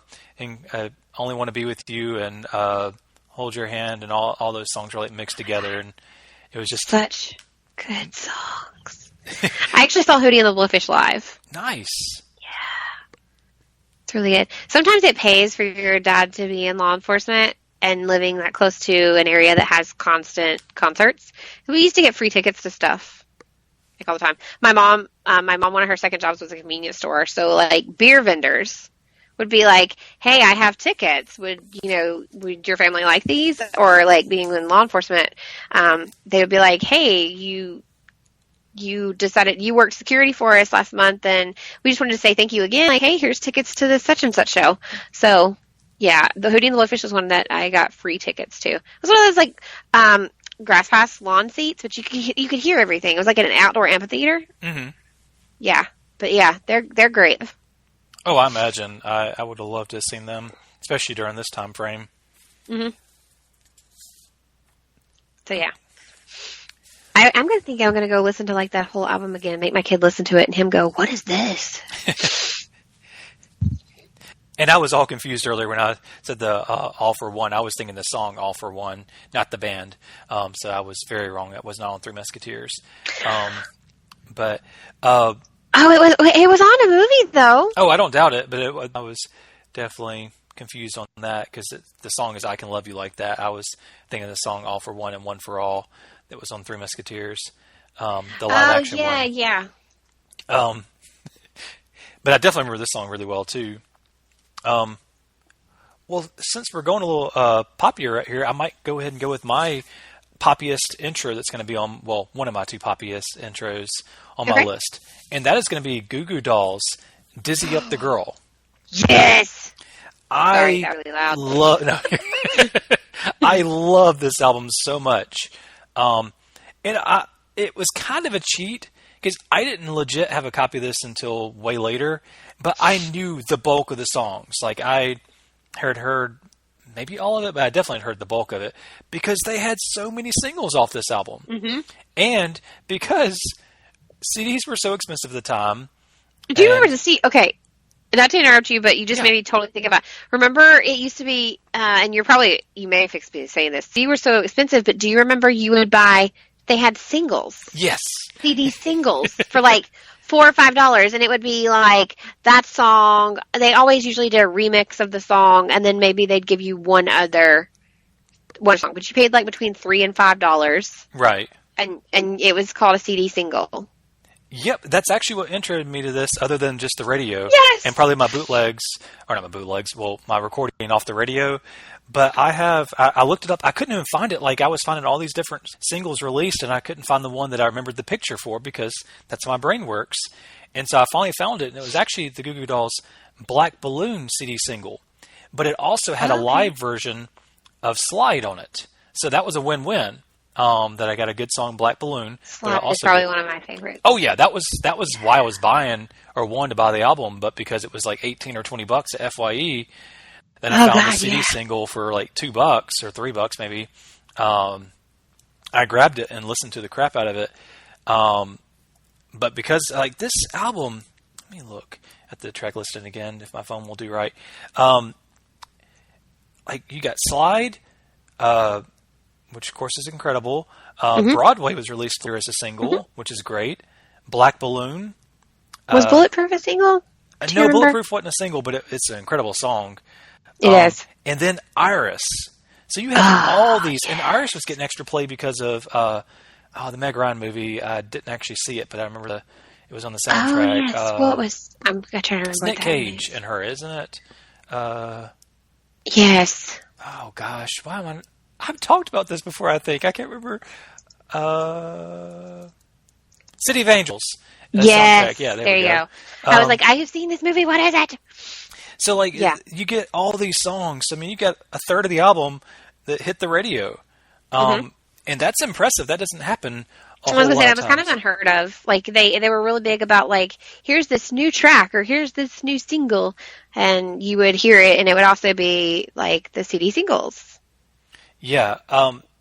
So I fell in love with this album. I would sing it all the time. It was one of the albums that I learned how to sing because it was higher than I typically sang because after my voice changed, I just stuck to like Metallica and stuff that was more baritone. But I started trying to play around a little bit more and realized I could sing some of Goo Goo Dolls. Not as well, obviously, but I guess notes. But yeah.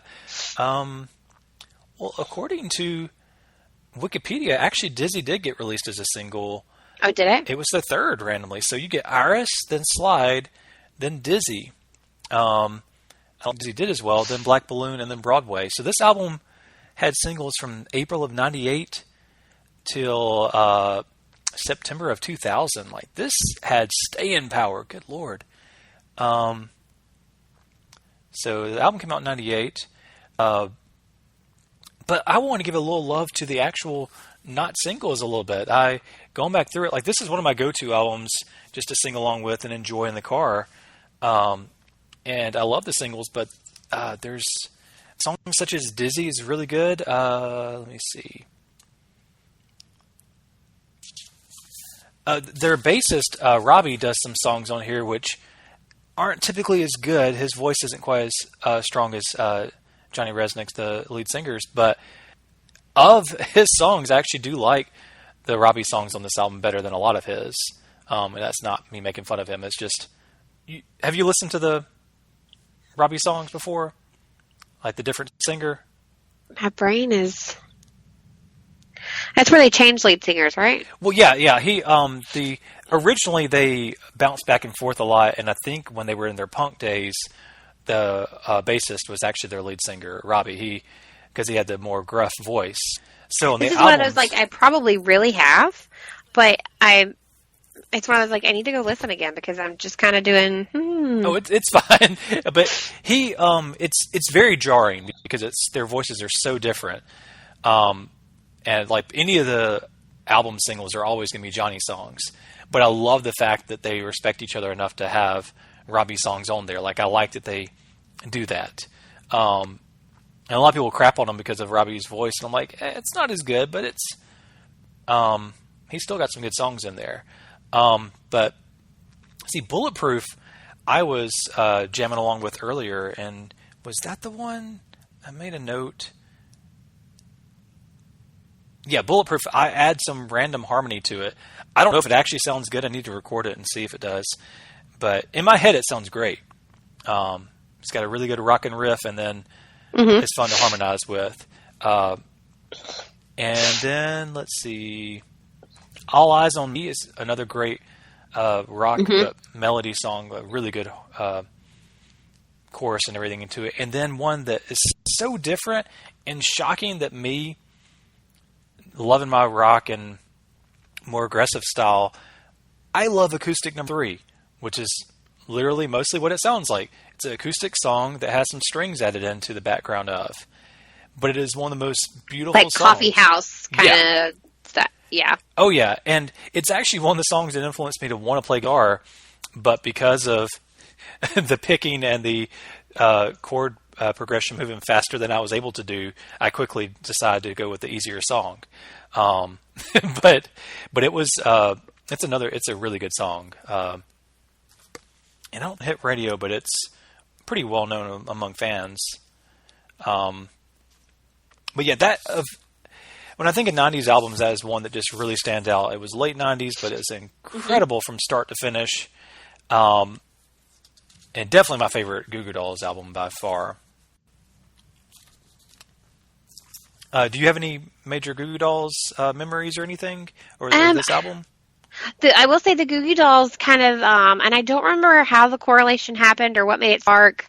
Again, I was really close to my cousins growing up, and I really looked to them as musical influences because they were just they weren't that much older than me, but they were like a couple of years older than me, so obviously they were hearing about things and doing things that I hadn't quite found yet. And I really liked the Cranberries and... Was it Dead? I don't remember. My brain is... Who sang Peaches? Remember the Peaches song? The Dead Presidents? I don't think. No.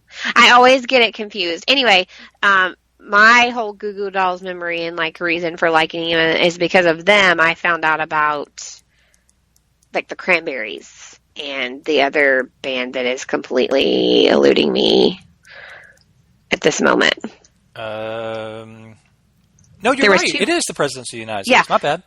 Yeah, so them and Cranberries. So, like, if it hadn't been for Goo Goo Dolls, like, I would have never found those two, and I love both of them so much. See, that song is so different than Lump, and that's the main song I know by the Presidents of the United States. So I don't know why that just didn't sound right to me, but that is right. Wow. Their songs are kind of like, when you listen to some of them, you're like, how is that not like a completely different group of people? Right. That sounds bizarrely different from... I don't know why, but that was only one I only heard on the radio, so I guess I never knew who sang it. Interesting. I will say that's been always, and that's like current, that's past and current. That was always something that's kind of disappointing is like you find this album, either through the singles or like early release. For example, Panic at the Disco CD that just came out this week, I was telling you about earlier. They only played like one of the songs, like leading up. They're like, this album releases, blah, blah, blah, and you're going to love it, but I want you to hear the debut tracks. So kind of like, it would have been a CD single if we were still doing that. But there's so many other songs that once you actually physically get the album, and this is anybody, you're like, this is amazing. Why is this never on the radio? Like, why was this not picked to be on the radio? I always kind of bummed me out that, like, because a lot more people did listen to straight radio in the night, like actual radio. I say straight radio. I mean, like, there wasn't like Sirius, there wasn't CDs, there wasn't MP3. So, like, you did listen to actually whatever local area you lived in's radio station. Oh, yeah. And I don't know. I've just always been kind of curious, like, why was this never on the radio?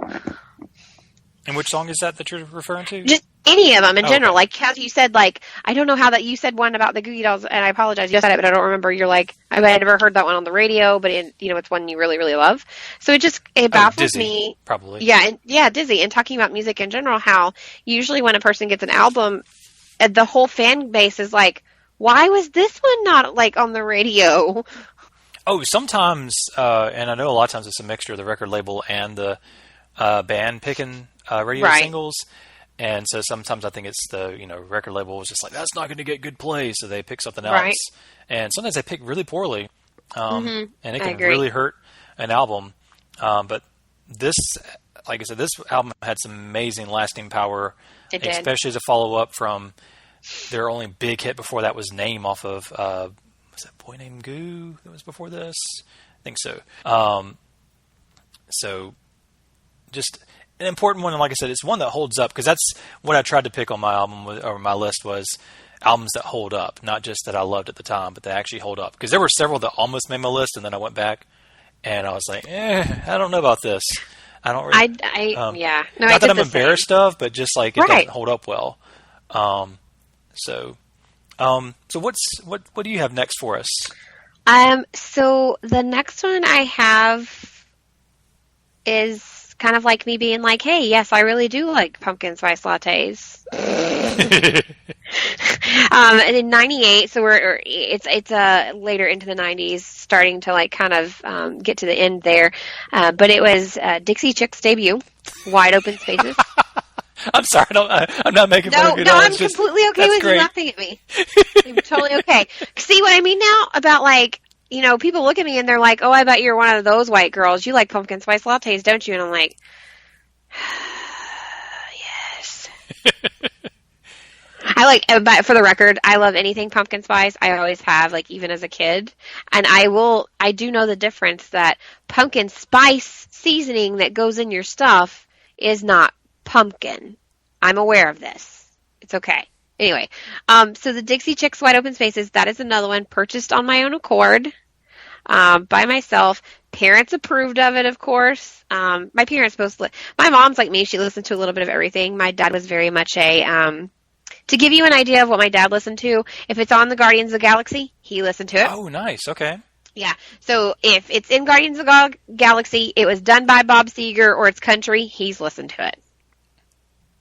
Now you're speaking to me with Bob Seger. Oh my goodness. That's my dad's repertoire. Oh yeah, I used to be, what is it, Night Moves? Yeah. Oh my God. That may have song no and that whole great- album is just incredible. Oh, that's one of the best albums. I don't know why I didn't put that one on here. But I knew every word to Night Moves at like fourth grade. I could jam down, and my parents were okay with that for some reason. But anyway, yeah. There's no meaning they wouldn't want you to get from that album. No. Right. That was actually my dad. My dad got to see Bob Seger in concert multiple times. But yeah, so that was like my musical influence wise. So picking Dixie Chicks, obviously, kind of, and it may or may not have been like super, which I'm not ashamed of this, but it was super heavy in FFA.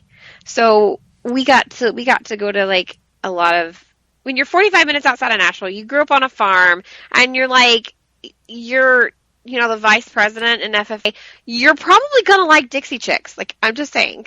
Oh, they were big at the time. Oh my God, and they were good. Wide Open Spaces is just, that was, so the album was called Wide Open Spaces, but the song, which is one of the title track, is a title to one of the tracks too. Oh, it came to mind immediately when you mentioned it. That's the song that's playing in my head.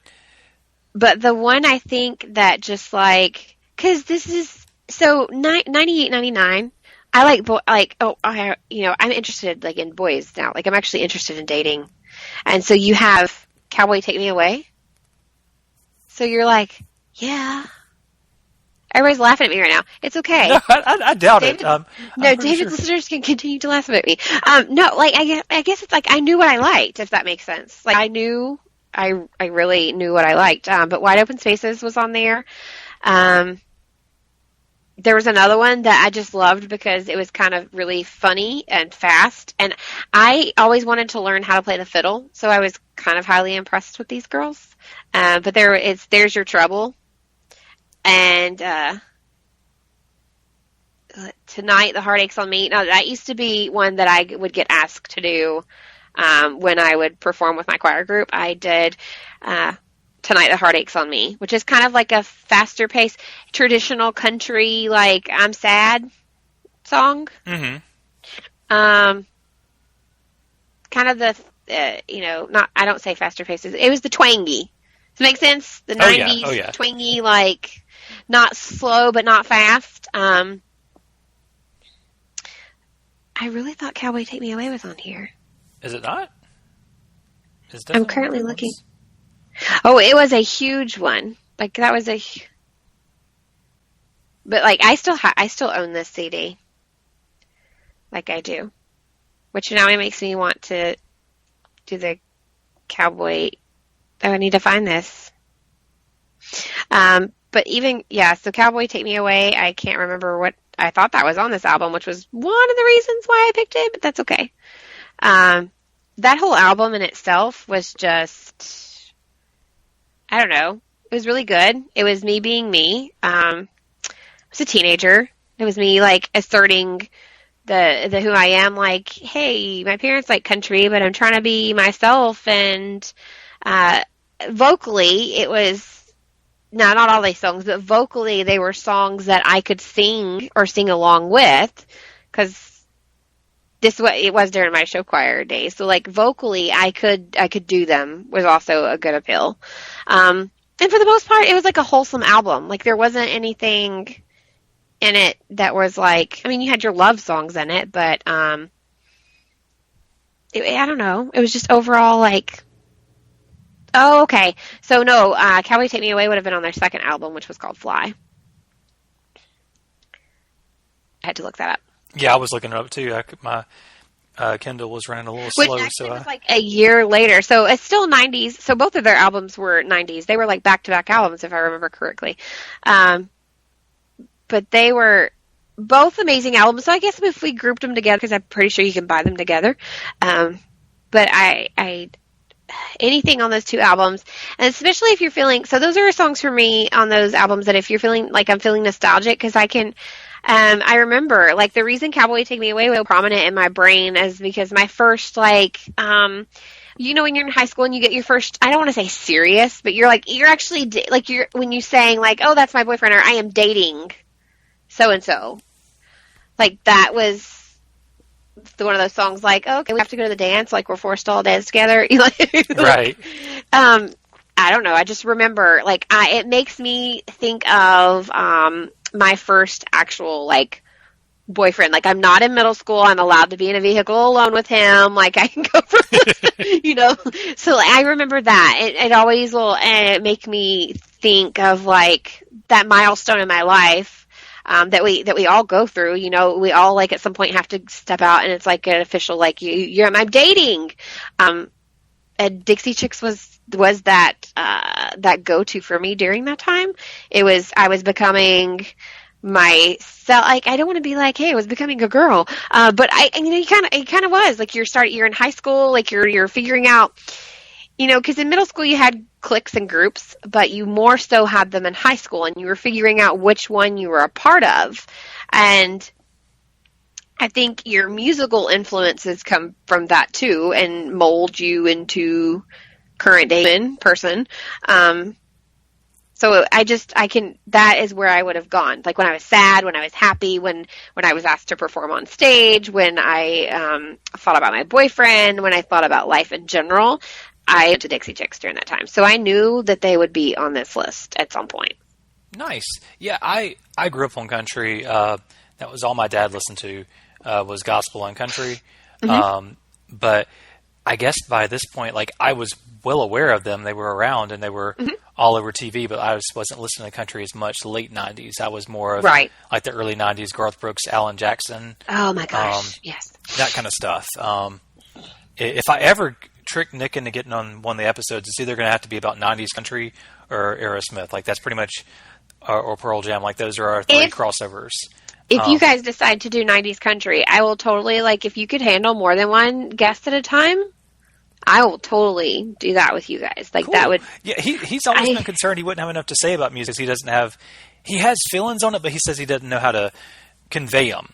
It is hard, like that whole, like, rambling bit I just went on with Dixie Chicks. Like, it's really hard to convey, because everything hits different people different ways. Right. And, like, you have ties and, like, strong feelings towards every album that you've picked. And like you said, you tried to pick ones that, like, meant something to you. And so that's kind of the same thing. Like, I don't know. And I'm like with Nick. I don't know how to use the words. Like, I don't know how to use the words right now, but yeah. I understand me. I host this show, and I still struggle for words on these albums sometimes. Like, I have prepared statements, but I still struggle at times. Like, it's one of those things, they connect or they don't. Right. But it's hard to really explain to somebody why it connects with you at times. But there's been some discussion before. I don't know if it'll happen, but that would definitely, I'd be good with that. I know I'm trying to do various episodes because I did like several just certain bands oriented, and so I'm like, okay, let's do some more hybrid episodes for a little while too. So, well, any more Dixie Chicks thoughts? I would encourage you, if this made you giggle, to maybe give them a chance. And if you want funny, then you need to listen to Earl's Gotta Die, which, if I'm not mistaken, may have had Jenna Elfman in the Earl's Gotta Die video. I vaguely remember that, so I might have seen that video, actually. I don't know why I'm thinking it's Jenna Elfman, but there's someone like that you would know. Well, I feel like most people that are within our friends group, maybe it wasn't Jenna Elfman because the Google search is not. I'll find it and tell you who it is. But there's somebody like known that was in the Earl's Gotta Die video. Okay. Well, cool. Well, I guess I'll jump on to my next 90s one. And this one, some might see as a little bit of a cheat because it is a compilation, so it doesn't just have 90s music on it, but it is... When was it released, though? Thank you. You're supporting me on this one. It was released in 94. It was Aerosmith, Big Ones. This is the second album I bought of theirs. And without the internet and all that kind of stuff at home, I don't think I even knew all their album names. I knew the songs that played on the radio. I knew what I loved. Mm-hmm. I had a compilation of their 70s stuff that I had first bought. And this was some of the best hits of theirs that didn't end up on their 70s greatest hits because they were later after their resurgence. And it is just combining basically three albums. Permanent Vacation from 1987, their 1989 album Pump, and their 1993 album Get a Grip. But even better than that, it had three songs on there that weren't on their other albums. It had a song off of the Beavis and Butthead Experience, a song called Deuces Are Wild, but it also had two new songs that they had recorded for this in 94, and that is Blind Man and Walk on Water. Walk on Water just has this signature 90s Aerosmith sound. Very energetic, fun, aggressive guitars, loud drums. My God, the mixing on this album is incredible. Like, I was listening to it in my car, and I'd forgotten how good it sounds. Probably forgotten how good it sounds because in the 90s, my car... Well, actually, I didn't have a car in the 90s. But anyway, when I got my car in high school, right. My speakers did not sound as good as my speakers do now. They started making better speakers in cars later on. Yeah, same here. Although, my speakers I put them through some stuff. They were pretty decent. But, yeah. But this album came out in 94, and it had just such great songs. Blind Man's even good. But of the two that were made for this album, I have to say Walk on Water is really, really good. But it has the hits. Where the heck is it? What's the name of the compilation again? Big Ones. Oh, so are these the ones that they used to put out, call it, like now it's like Now That's What I Call Music, but it was a different in the 90s, and they had, is that what it is? Remember they did do several of them, like, depending on the year? I think they just, Aerosmith, just every once in a while, they knew it was hard to get everybody to just buy every album, so they would just do a compilation, because they had so many hits during their very long career. Because if you look at the other songs on here, you've got Love in the Elevator from Pump, Ragdoll from Permanent Vacation. Yeah. Like, both those are 80s staple songs. Love in the Elevator, I jammed that song. That was so much fun. And I love the fact that I was able to get them to play that at the reception at, not the reception, Well, I guess like the later party or reception part of Nick and Danielle's wedding was Love in the Elevator. Like I kind of, as a joke, recommended it. They let us pick 5 songs, any of the groomsmen and bridesmaids. Maybe other people could have too, but I picked mostly classy songs, but that was one. I'm like, Nick loves Aerosmith. I think I can get away with this one. So yeah, that one played on that. What it takes. I'm the weird person that's like, Cotton Eye Joe!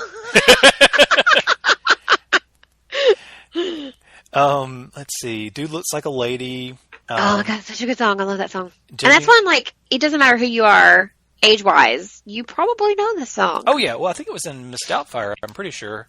I want to say you are correct, which is an amazing movie. Oh, yeah. Then Janie's Got a Gun. Oh, good song. And then it comes on to the songs that is probably why I bought it. Crying.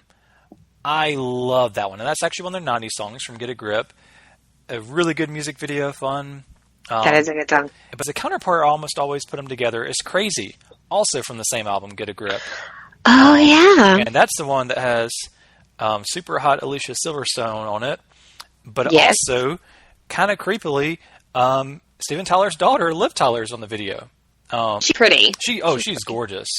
But it was just kind of funny because they were kind of, I don't know, the way the video is shot, it's just kind of weird going back and forth between like the band like trying to be sexy and then like Alicia Silverstone and Liv Tyler trying to be sexy. Would that have been about the time that like Armageddon and Clueless and all of that were it would have been a year before Clueless and 3 years before Armageddon, I believe. But, okay. Things run together. Run together for me. Oh, it's around the same range for sure. But it's just I don't know, the video is a little jarring for that reason. Like, I mean, the women are definitely pulling it off, but it's just kind of like, how are you acting sexy in the same video that your daughter's later? And I don't know. Maybe I'm overthinking it. No, I probably would be the same way. I'd be like, wait, so you wanted to make like a sexy video, but that's your daughter. Like, how are you comfortable with this? I mean, I think in fairness, I think it's more of the Alicia Silverstone in the video doing this stuff, but it was still kind of weird to me. But really good album. I can't not mention. Did you know this why song. Alicia Silverstone ended up in that video though? I don't think I do. Maybe she was friends with Liv. I'm not sure. Because when she was in The Crush, right? Oh, okay. Never seen it, but I've heard it's good. Yeah, the guy, I guess, that was like I vaguely remember. I did watch The Crush. I guess he saw her in The Crush and was like, yes, you are going to be in my Aerosmith video. Nice. It was a good choice. Okay. Let's see. Oh, Eat the Rich. That one probably grabbed me. I'd never heard it before this album. Came off Get a Grip, their 93 album. It is so aggressive and, let's see, just weird. Pretty profane. But I love that song. I was trying to think if I had more prepared thoughts on that because it's not coming to mind as strongly while I'm actually talking on the podcast. But no, apparently I don't. But great song. A little bit more aggressive, less radio friendly than some of their other stuff. But and then it finally finishes up with Angel and then Living on the Edge. Living on the Edge, yes. Yeah, which, humorously enough, I know the Weird Al version just as well, is Living in the Fridge. Maybe we should have a Weird episode show, or Weird Al show. I might have to. I love his stuff. Oh my God, he's so great. Like Aerosmith always just has held such a strong place in my heart because growing up, they were one of the first rock bands I got into because it was mostly and they cover a couple of different periods in music history. Oh yeah. But I remember like between Queen and Aerosmith, they were like two of the first rock bands I really got into. So I don't know. This compilation was so important to me growing up. Probably one of the first 10 albums I had on CD at least. And you just get so many amazing hits. But I love the fact that they added in 2 new tracks and then one kind of rare track to make it more worth your while for those that might have had these studio albums and be like, why do I need this compilation? That was a big deal too, as like purchasing CD in the 90s. So you always wanted to, especially when you were paying for, you had the money and you were buying one, you would always look at how many. So if you were like considering two, you're like, oh, I really want this one because of these two songs, but this album has 15 tracks and they normally only give us 12. Like, I remember that was always a key factor in like picking what you're like, oh man, but this one has 15 and these two are only on the CD. Like, because even when you would bootleg or you would rip off Napster and all that stuff, there were still songs that you could not get them. Like, it didn't matter. So that I do remember this CD that you're referring to, and then others, like, it had 15 tracks, and you were like, what? Like, that was a big deal. Oh, it was much better than a lot of their studio albums that had maybe like 8 or 9, especially their stuff. I mean, nowadays that's just CDs, absurd. You could hold more. Right. That was the new thrill of going from the tape. Because I too had a lot of cassette tapes. Like the cassette tape, either you had to flip it over. Remember, you had to like please flip to other side, like please flip to side B. A lot of them would even say that, like, please flip to side B. So you had to like flip it, and even those, like, there's only so much tape that could fit into those. So with CDs, we bumped up to like, hey, we can do more, and you don't have to flip it. And then as they started improving CDs, like, guess what? This one has 20 tracks, and you're like, what? Like, So it was always pretty cool. The most mind-blowing one to me has always been Beatles number 1, that they were able to fit 27 songs on it. Like, I mean, it has to be like 78 or 79 minutes. Like, it's pushed to the limit. But it's just because their early songs were so short. But it's just, I look at that, I'm like, how is that even possible? But yeah, this, like I said, this album was important. Still one of the greatest compilations I can think of a band putting out, and it's mind-blowing that it came from 3 albums, like back-to-back albums, because Aerosmith was huge in the 70s, had a couple crap albums in the early 80s, and then they got back in they got their groove back, basically, in the late 80s, and they didn't, I mean, they'd never lost it, but like they kept it for a while, and put out 3 really good albums back-to-back, and then some other, I'd still say, good albums. Yeah, definitely. But that's pretty much my thoughts on this album. Like, I almost didn't include it because of the 80s parts being on there, but I'm like, screw it. I got it in the 90s. Right, that's why I was like, when was the release date? Because technically if it released, and if it released in the 90s, then it's if it's an album of the 90s. So it counts. So what is Go ahead. I finally found out. So Jane Krowski, I always say her name. She's in Kimmy Schmidt, the blonde. Well, she's okay, yeah. Different. She's been in like a ton of other things too, 30 Rock, and so she is Wanda, who is the because it's Goodbye Earl, which they say over and over again, Earl's gotta die, but the song's actually Goodbye Earl. So she is Wanda. She's the one that Earl's like being a shithead or crap. Oh, excuse me, you're fine. I said a bad word. She's the one that like is being abused, because that's what the song is about. Is like she's put up with being abused for so long that Earl's got to die. Actually, and I knew it had big name people in it because it also has Adrian Pastar, who was in he was in Heroes. He was Nathan Petrelli in Heroes. He's been in Carlito's Way. Just a bunch of different stuff, but he's the police officer that helps her. So there's like some big name, like they probably weren't big names then, but like now you know them. Like Lauren Holly's in there as her best friend Marianne. Dennis Franz is Earl. He was on NYPD yes. for like its entirety, I believe. But yeah, everybody that's in it is someone that's well, I think one of the police officers, and the guy that was the lawyer, because it really is like a short little. But everybody in it is somebody that you're like, oh. So to introduce yourself, if you never actually did any Dixie Chicks research, you have to go at least watch that music video and like see the people in it, and it's funny. I'm gonna have to. It's actually my favorite things about 90s music videos were how funny they were at times and told stories. Right. That's actually the one thing I miss about music videos more than anything. It told a story. Like, it was a big deal. It wasn't just like swinging around on a ball and What song could you possibly be referring to? I have no clue. Licking hammers and swinging around on balls and yeah. Or just boring footage of people playing a song, but like not really playing the song. Like that's so lame in music videos that they do these days. Right. Like I know you're not playing. It doesn't even look like you're playing because you're like not aggressively doing it and everything. I don't know. It was like, I don't know. Crazy. It was an art form. Yes. And I think that's part of what goes into your attachment for whatever 90s music that you pick is that video to go with it, that second, my brain is, anyway, like that other kind of, it was like a completely different thing. It was a different medium. That's what I was trying to say. Like it's a different medium to take it in. So sometimes it was watching the video and then having a reaction to the video that made it your favorite song. Oh, yeah. There are certain songs that I can't not think of the video or that I would think of the video first and then be like, oh, that's a song. It's definitely a staple of the 90s that I miss. I do miss that a lot. So what is your fifth album?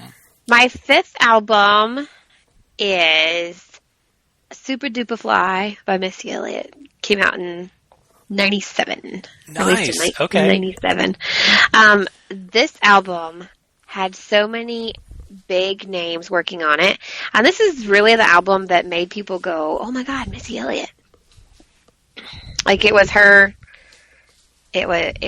debut. It did have a parental advisory, I'm pretty sure. Oh, I would imagine so. And there was you had kind of like we were talking about earlier. There was outros and there was an intro and there was an outro and Busta Rhymes was featured and Lil' Kim was featured and Da Brat and Timbaland and it's just, and a lot of them like the name of the song isn't what you would think the name of the song would be. Aaliyah is on here. Like this is, I don't know. It was just fun and catchy and. Oh, I miss Aaliyah. She was incredible. Oh my God. Like, I honestly probably should have put her on there, but that was a hard one. Because that's like, she had a couple of different albums and all of them were amazing. So, but yeah, this was just, it had a lot of talent on this one CD. It also just shows you, if you go in and you look, Missy Elliott, with the exception of a couple of these tracks, is the writer or is one of the writers on almost every single track. Nice. And so she wrote it, she performed it, and if you remember, she was big on, like, she could dance. Like, even when, she was in her heavier points in her life, like, that lady could move. And that's not something you see much anymore, where they're moving and doing the song, like, they're not lip syncing. Like, right. They're doing that all at the same time. It's definitely, and it talked about, some of it talked about things that, like, in 97 I had, like, no interest in, but, I don't know. I don't know a specific song on here. Probably the one that is referred to, so the song that is the Super Duper Fly song is not called Super Duper Fly. It was called The Rain. And I don't know why. Like, I've never known why that happened. And that used to happen a lot 90s, 2000s, where everybody knew the song under one name, but it actually, if you looked at the artist track, it was like, no, this is actually the name of it. Like, that's not the name. One of the prime examples of that was Fatboy Slim's song Funk Soul Brother, but it wasn't called that. It was Rockefeller Skank. Of all things, like, where do you get Funk Soul Brother from Rockefeller Skank? I don't know. I don't. Beastie Boys was that too. Was like that too. Which I am now really mad at myself and really surprised that I did not have a Beastie Boys album on my list. It happens. They certainly didn't come to my mind at all during this list, so I must have. I think even though they were big in the 90s, I think I listened to them more high school. Because we started blending into the 2000s. I was in high school. So I think it was more like, and the 80s. Like, I listened to them when I was little, and then again when I was older. So I correlate them more to, like, 80s and 2000s than I do the 90s. Yeah, even though a lot of their stuff that I listened to came from the 90s. See, most of my knowledge of Beastie Boys was more from License to Ill, their '86 album. Mm-hmm. Funny that you mentioned that, though. The bleeding into the 2000s. I actually, when I first thought of 3 albums that I was going to put on this list, 3 of them I disqualified because they actually came out in the early 2000s. But they just, in my head, I was thinking 90s.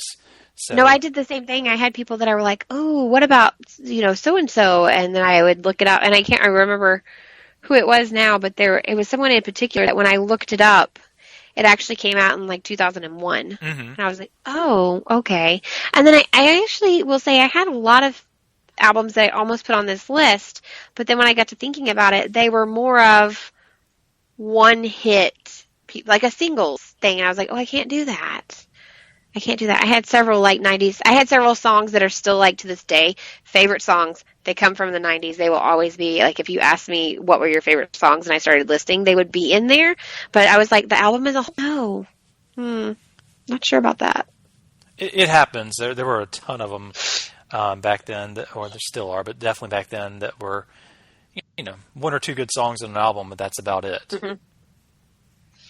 And Missy Elliott, honestly, I like some of her later albums and works more, but I remember when this came out, I don't know,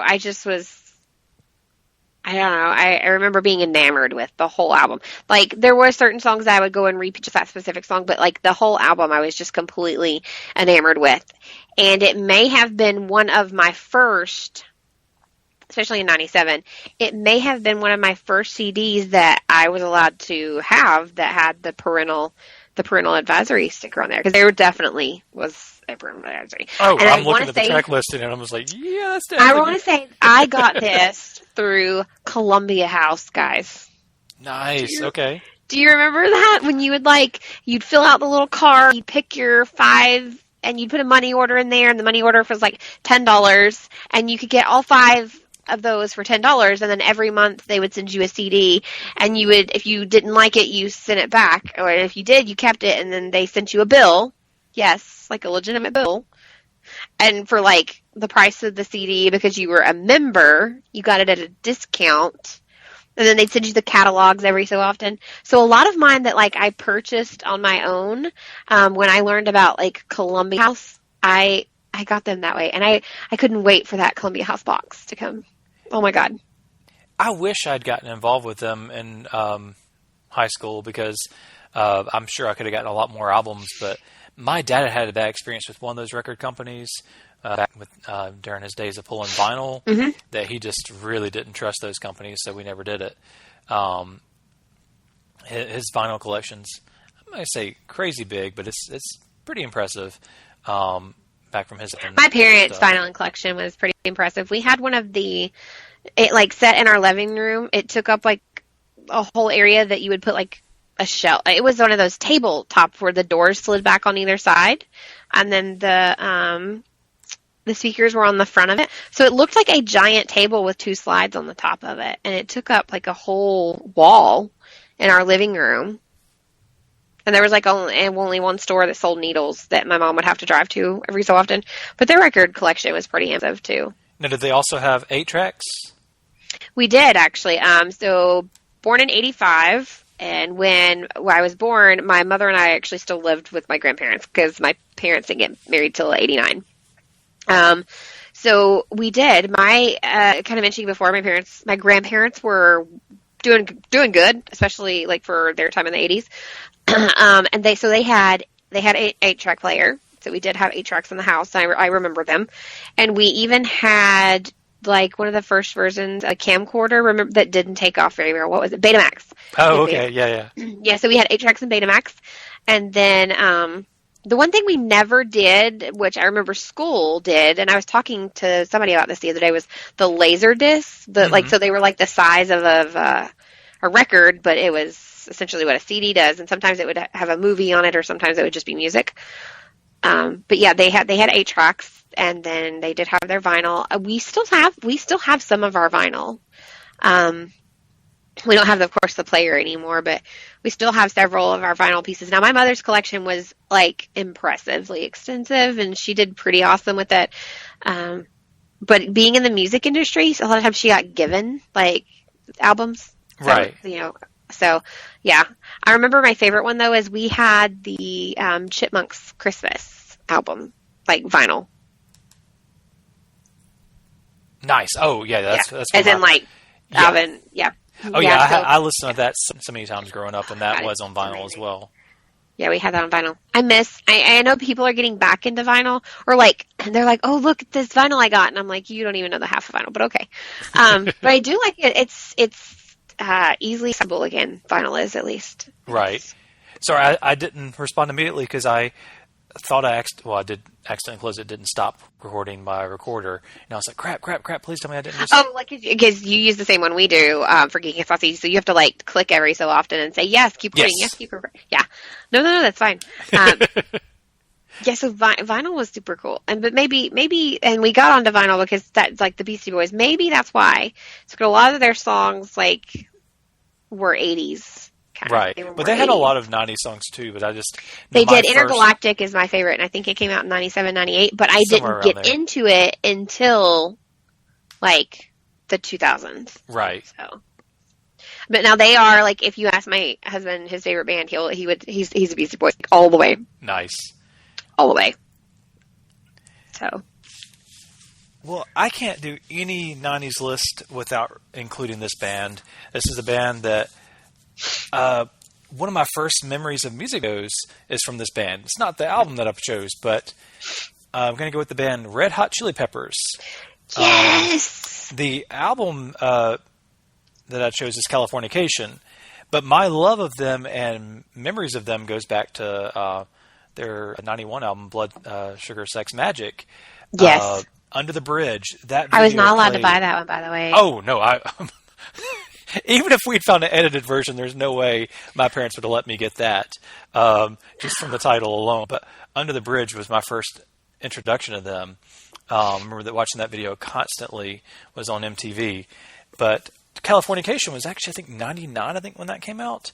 But when it came out, I was so excited because somehow, as often happened, and I would miss certain albums in bands. Like I'd know one of their albums, and it'd be like a lot of years before I'd hear maybe 2 albums down the line that maybe just didn't get much play on the radio or whatever.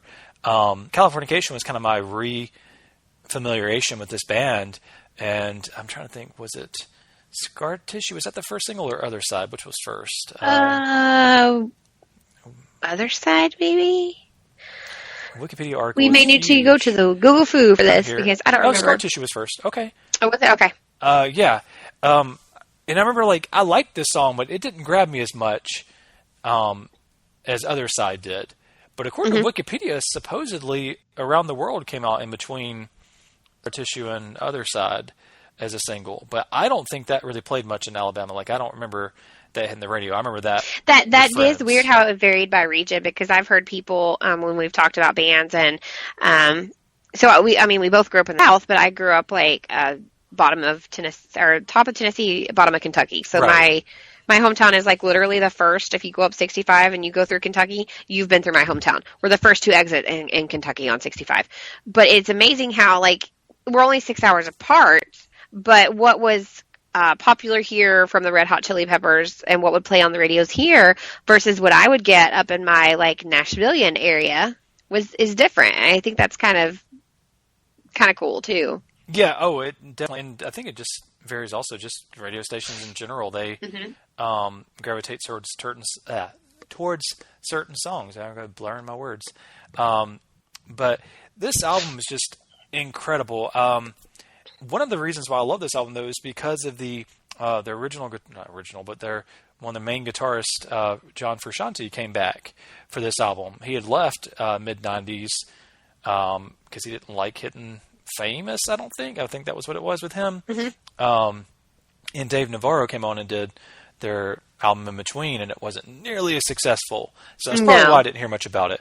But this album came out, and you got them back in amazing form. I mean, Flea has never put out a bad bass track. Like, that dude can play some amazing bass. Oh, my goodness. He is impressive. And so you get him and Chad Smith, one of the most capable, really good drummers. Just they get into their own little groove, and that allows for Ashanti just to go all over the place on guitar. He doesn't have to really do the rhythm of the song because they're doing the rhythm of the song. Right. So you don't have to worry about a rhythm guitarist. You just got them doing the main part of the song. And for Ashanti, he can do whatever the heck he wants, and it still works. So he does some like 70s like psychedelic stuff at times, and just can really do, like I said, whatever he wants. And it's, I don't know, this album, you've got the big hits, Scar Tissue, Other Side, and my favorite, Californication, because of this, the drum part was just so incredible to that.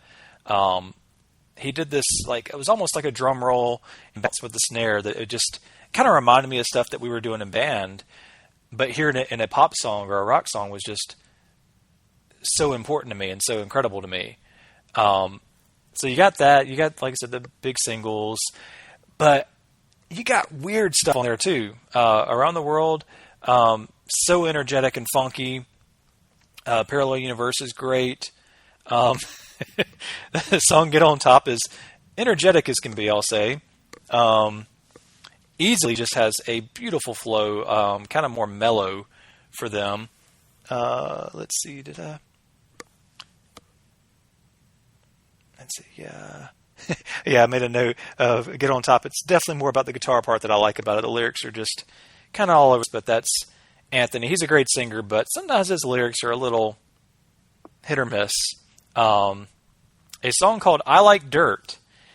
Now, you know you got some depth there when you got a song called I Like Dirt. But it's a fun song. Like, I just enjoy the crap out of it. For hashtag reasons, it's a song called Emit Remus, which is just summertime, spelled backwards. And he sings it as summertime. But for some reason, let's be artistic. And it's, again, remember, it's not what it's named. Right. So that was it's just always funny to me that was on there. And then you end out the album with Road Trippin'. And that is just, it's different than everything else in the album. I think that's one of the things I love about this album. It's 15 tracks, but you get so much variety on there. Like, it's not just the hits, but you got some bizarre, funky stuff. And I had to look, honestly, because one of the songs that I remember predominantly being a huge fan of in the 90s from the Red Hot Chili Peppers was Higher Ground. They used it on the 1990s Power Rangers movie. Okay. Which everyone's heard me talk about that. Like, I secretly was in love with that movie in the 90s. I'm openly in love with it now, but like I hid it then. But I looked, that actually was in 89. I thought it was on this album, like because it was around the same time, but it's not. Right. I know I discovered that several years ago because I think that's when I heard it. It was in another movie around that time too. But do you know that's actually a Stevie Wonder song? It is, and it's been performed by several other people too. It was a Stevie Wonder, which when you're like, what? How is that a Stevie Wonder song? But so it was this song, but it was also performed by Playing for Change.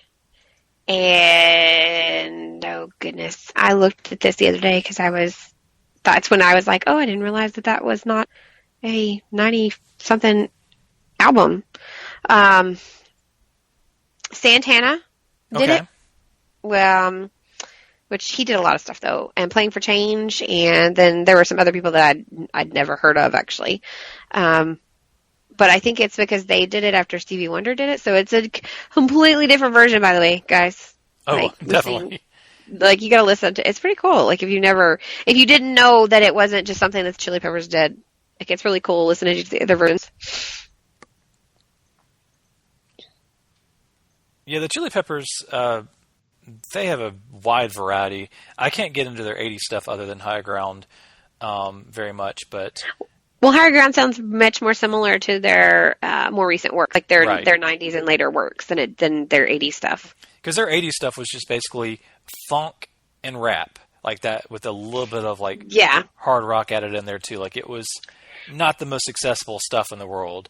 It's like they decide if they were the Beastie Boys or not, in a way. Because, the Beastie Boys were very different and were very kind of like, they rapped on occasion. They, were kind of that funk sound on occasion. So I agree with what you're saying. Like, 80s Chili Peppers is almost like it's a completely different group. Oh, it is. Like, that's, I've got their whole discography thanks to ways. And but the 80s go to a whole lot, but the 90s, I love it. And even actually the early 2000 stuff. But this album, like I said, I knew it had to be on the list, and I was so happy that it did barely make the cutoff with 1999. But I think the reason why most of my albums here towards the later 90s is because that was when I was able to start buying more of my own music and really getting more stuff, whereas before I mainly just listened to the radio and got occasional cassettes, but by the late 90s I was actually getting some of my own money that I could buy stuff. And I recorded things on cassette off the radio too. Oh, I did that a ton. I had to get some of the songs. Well, do you have any memories with Chili Peppers besides that? Not really, because Higher Ground was really kind of like my favorite. I didn't become a Chili Pepper. Chili Peppers is one of those things that I became a fan of more late high school, early college. But Higher Ground, I remember Higher Ground. Like I actually owned, and I think I still do, that original soundtrack that Higher Ground was on. So that was my really only like 90s connection to them that I really enjoyed. Okay, cool. Well, I just, real quick for the listeners, counted down 5 albums each. Mine was Offspring's Americana, Stone Temple Pilots' Purple, Goo Goo Dolls' Dizzy Up the Girl, Red Hot Chili Peppers' Californication, and Aerosmith Big Ones. What were yours? Yours were, another Missy Elliott was the last one. Yeah, so the last one was the Missy Elliott Super Duper Fly. Before that was Dixie Chicks Wide Open Spaces. The various, it's just called 96 Grammy nominees. But I think in some of the titles it says various. And then I did Tragic Kingdom from No Doubt. And of course, like you said, the TLC, Crazy Sexy Cool would be my 5 albums wise. Nice. I love the if we diversity. did songs, it would be different. Well, I love that because I remember thinking, I was like, I wonder if she's going to have the rock stuff like me, or if she's going to have more of the hip hop, and so you had some of everything. Yeah, I'm very much so like a lot of the stuff that you and I listen to now is referred to as alternative rock because we've had discussions before where we're very similar taste in current music. But previous, I was very poppy, or country twang, and even like the rap, but like the dance rap, like Missy and Aaliyah, like this, like I liked R&B and pop, and which I still like everything, but like as I get older, I tend to find myself listening like one genre, like not as like jumping all over the place as I used to. Right, it's easy to do. Yeah, I became more of a rock person in high school. I got real big into. I'm trying to think. Oh, these are all like System of a Down and I got real big into things like that in high school. Nice. Yeah, I almost had some rap on mine. I couldn't quite come to it to put either MC Hammer or Vanilla Ice on there, but I really wanted to do Vanilla Ice, but to be honest, and you may have had the same thoughts, there were really only 2 songs that, like, I had an album, but there were only 2 songs. Like, I didn't care for several of the other Right. Oh, no, songs. definitely. Most of the album was not good. The MC Hammer one that I had was actually much better as far as actual quality. It's more consistency, I guess, throughout the album. But the rap album that came the closest to making my list is so different than anything else on my list, but because it really comes down to just a few tracks that I love, it had to get cut, and that was actually Dr. Dre's 2001, which shockingly came out in 99. Yes, that was, I loved that. That one came really close, but when it came down to I only love like 3 tracks off of it. I like a lot more, but like I love 3 tracks. Forget About Dre, Next Episode, and having a brain fart, maybe Still Dre. Well, isn't Forgot About Dre when we that's when the world was introduced to, he had been in D12, but isn't that when the world kind of like got their first taste of Eminem? It was around that time. I think he had My Name Is before that, but this was probably his biggest hit that he was featured on, I would imagine, at least up to that point. I can't remember the exact timeline on that. Am I right on that? See, I actually, I heavily debated the Slim Shady LP because it came out in 99, but. Well, then actually you might be right. It might have been Forget About Dre. I was thinking Eminem. I was thinking My Name Is. When did that come out? Let's see. Was it on the Slim Shady LP? Yeah, That's what I was it going to say. was. Like, I think it took a little bit longer for it to actually, like, come out where people were, like, it was radio, like, where we were introduced to it. Yeah. Because my name is, sorry, it was a mouthful. I was like, am I saying that correctly? My Name Is on the Slim Shady MP. I will say, my parents knew when I was mad. My parents knew when to not come into my bedroom if Eminem was on. If it was loud and I was like letting the rest of the house hear Eminem, and this was the age where it was like they were starting to say less to me if I cussed like in a conversation. And I wouldn't cuss like at them. Right. Big difference. Like, yeah. but it was when like if I said a cuss word or I at some point like I started buying I purchased my own clothes, I purchased my own music, I paid for my own stuff. Like, so they had less rules, and my parents weren't strict people. Like they were, but they were not because I didn't have to have a reason that they needed rules. But I thought the Slim Shady LP had come out later than that is one of the reasons why he didn't make it, and because so close to the end of the 90s. Right. Oh yeah, it barely scratches it. It was released in February of 99, but like it's more of like a 2000. It's more of a 2000. Well, I don't think it started hitting bigger. Like I don't either. have memories of My Name Is until I would think 2000s when my memory of that song starts hitting. That's what I was going to say. I remember about my sophomore year, which was 99, 2000-ish, or was it 2000, 2001? I don't know, because my years are together now. But I remember it being more of a predominant thing in my sophomore year, so that's why, and that's when we were starting to hit the 2000s, so it doesn't, yeah.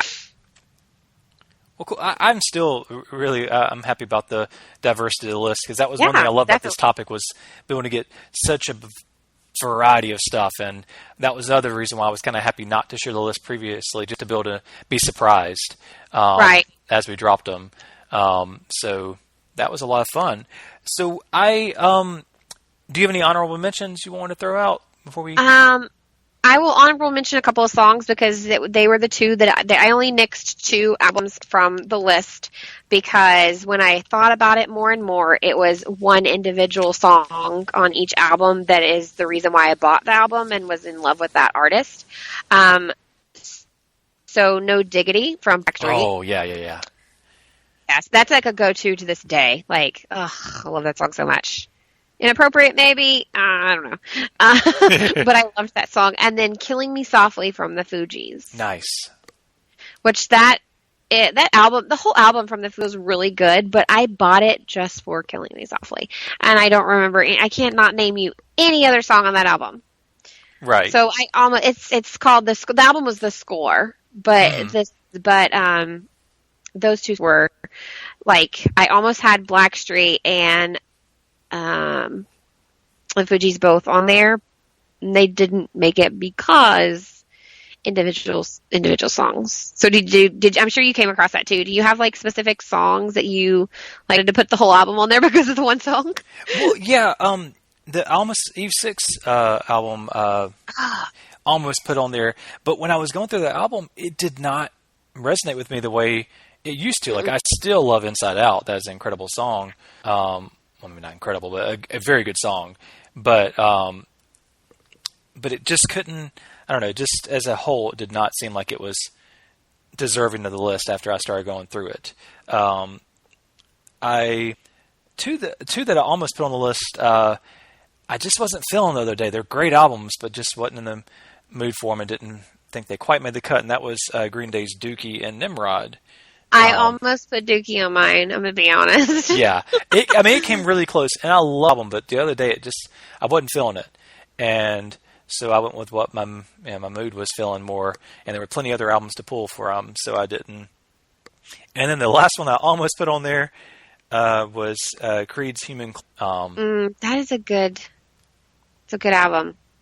So, but when I really look back at the time when I bought it, though, in the 90s, like the songs that I liked, I mean, I really only bought it for a couple songs, and that was about all I was listening to at the time. So, Creed, one of the bands that, believe it or not, like people didn't realize, but they like were a Christian group. They were never Christian, but he had that religious background that he couldn't really help but it kind of led into it, I think. Because I want to say, I used to attend there used to be on Saturday nights, because I am from home of do you remember the TBN network with the pink-haired lady? It was Christian. Yeah. Huge. So I'm from where that was done, like where the network actually was the home of it. And on Sunday nights, they had, it was music videos and stuff like that. But they would sometimes do like live, like what if Jars of Clay, Creed, people like that would come and play, and then it would broadcast at the same time live on their Saturday night, because from a certain time on Saturday night till early Saturday morning, it was about like it was trying to get teens' attention because that's who's up at that time. Right. And I really say that they had Creed come play for us because we used to get to go. It's possible because like there was so much confusion because the first album, My Own Prison, has so much religious like and stuff like that he talks about on there, and minus the one track, there's no profanity on it, but there's definitely one track on there that you never could consider it Christian radio because it says GD in it. Right. So and I think that was the line that was really hard for some people because whole album. Well, there was one album as a whole. I don't remember what year that was, like 2001-ish, where the whole album like reflects very strong positive Christian beliefs, if that makes sense. Mm-hmm. So they were a weird one that I was always like, are they or not? And nobody's ever given me a clear answer. No, it's so I just kind of wanted to know. From what I understand, Scott Stapp just has that. I think his father was a evangelist or a preacher or something. I want to say you're right. So big into his upbringing that I think it came out in his lyrics. Like it just, I don't know, it just were one and the same. But I know Mark Tremonti has always been outspoken, the guitarist, about that they were never a Christian band, and that I don't think I'm not sure that I don't think he's a Christian actually, if I know for sure. So it's just one of those things. But there's a lot of confusion. There were other bands. I know Collective Soul, one of the Christian music stores I went to, used to think they were Christian because of some of the lyrics and stuff like that. There's always been bands like that there's confusion, and sometimes they get stocked, like I say, in some of the stores. So I think that's probably more of what it was. But well, and I don't know if you're familiar, the band Red. Mm-hmm. They've won several the Dove Awards, the Christian Music Awards. They've won several Dove Awards, but I think they're another one that like they're not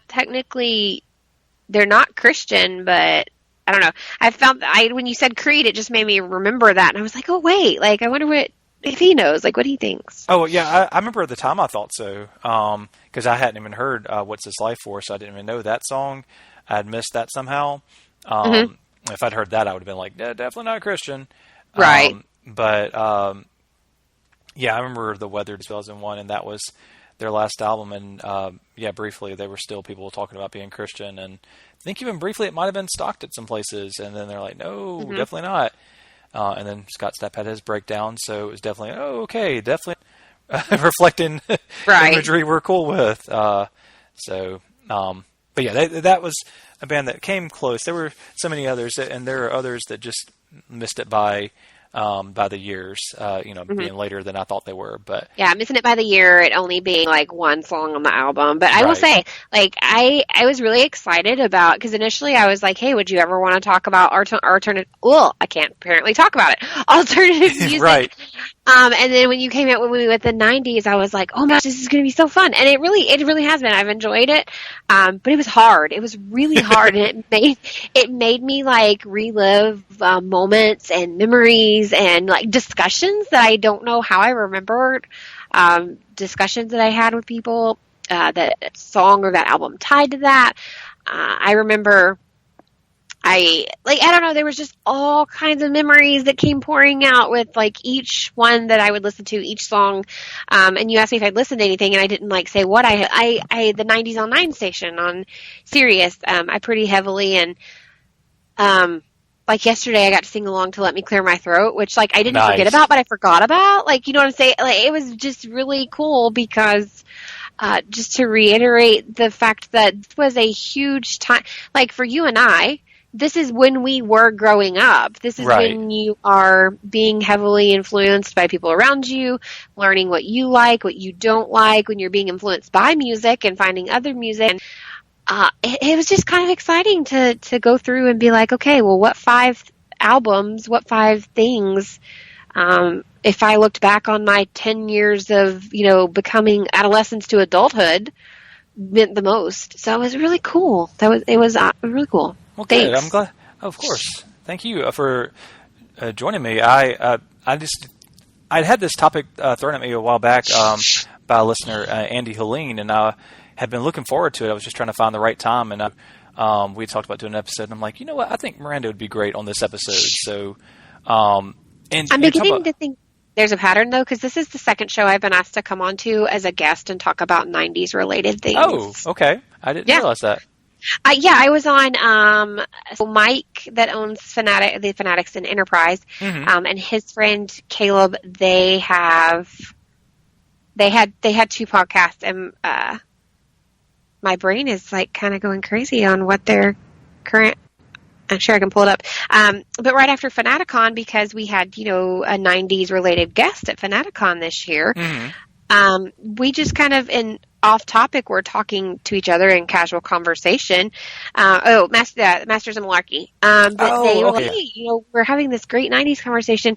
Let's start talking. So we talked about like 90s cartoons that we used to watch and 90s like TV crushes. So then Jenny and I did an episode, just her and I. We didn't have a guest, and we did our top 90s shows. Once again, like with music, there were several I almost picked, and they actually happened in the late 80s or you know, things like that. So right. I'm beginning to think that maybe I do know more about the 90s than I thought I did. Nice. Yeah, I know the memories kept floating back to me listening to it in my car. I know, and it helped that I was driving through my hometown just a week and a half ago. That would have been amazing. And it like, and I even drove through a part I hadn't driven through in years. And oh my gosh, like the mixture of the music and that, just the memories flooded back, and it was so beautiful, and just all the great memories from high school came back. Not the crap, but the great part of it. Right. And well, I mean, there was some crap that came back because, like, a certain song would be tied to a certain word that, like, it was really kind of emotionally draining, but like in a good way, if that makes sense, because it was really, really just crappy situation then, but now you look back on it and you're like, I survived and I needed that, and it was petty then, but yeah, I did have some kind of like crappy memories too, but it was good. It was good. Well, cool. So what do you and I was about to say Miranda, you're Miranda. What do you and Jenny have coming up? Do y'all have any plans for y'all's next episode? Or Yeah, we do. We are going to be reviewing the Doom that came to Gotham for an episode. It's a older Batman trade. We're going to review that. We're kind of discussing playing around with some other ideas. We haven't had a guest in a while, so we're thinking about having a guest, of course. We're getting super close, so I kind of want to like toot horn about it. Jenny and I, since we have begun, have done, and actually we will be having our 2-year anniversary pretty soon. Nice. We kind of became like the CW girls of Place to Be Nation, so to speak. Well, I'm calling us that. I mean, I don't know if anyone else calls us that, but the reason I say that is because every year we do a fall TV premiere, and then we follow it with a completely separate. It's called our CW extravaganza, is what that's actually we call it. Every year we have a CW extravaganza, and we go over all of the CW shows that are current running and will be continuing, and then we go over new CW shows, and then we say which of the new ones we are going to be giving a go, or if we're not going to give it a go at all, why we're not going to be giving it any time, like to woo us or wow us. But that's going to be, with it being the end of or the beginning of July now. We're going to review a comic. We're getting close to new TV time, so we'll have our fall TV premiere or preview that we like to do, and then our CW extravaganza. We always love doing that one too, so I think that's why. Yeah, that's our favorite one to do. I think it's one of our favorite. But I know it is for me. It's one of my favorite to listen to because I love the CW shows. And it's incredible. We keep getting more and more and more every year. Yeah. And it's kind of become a tradition now that usually we have Russell Sellers from Sellers Point on that episode with us as well. So that's kind of like a tradition, like CW extravaganza. If you've never listened to Geek and Sassy, we kind of get long-winded, as you can tell. I think I made David's podcast go way longer than he's ever recorded before. No, it's not longer than my Tom Petty one, but it might be my second longest, though. It may be second longest. But yeah, we tend toward long. We talk about a little bit of everything. We have a couple of segments that always happen, which are fun. They're really fun.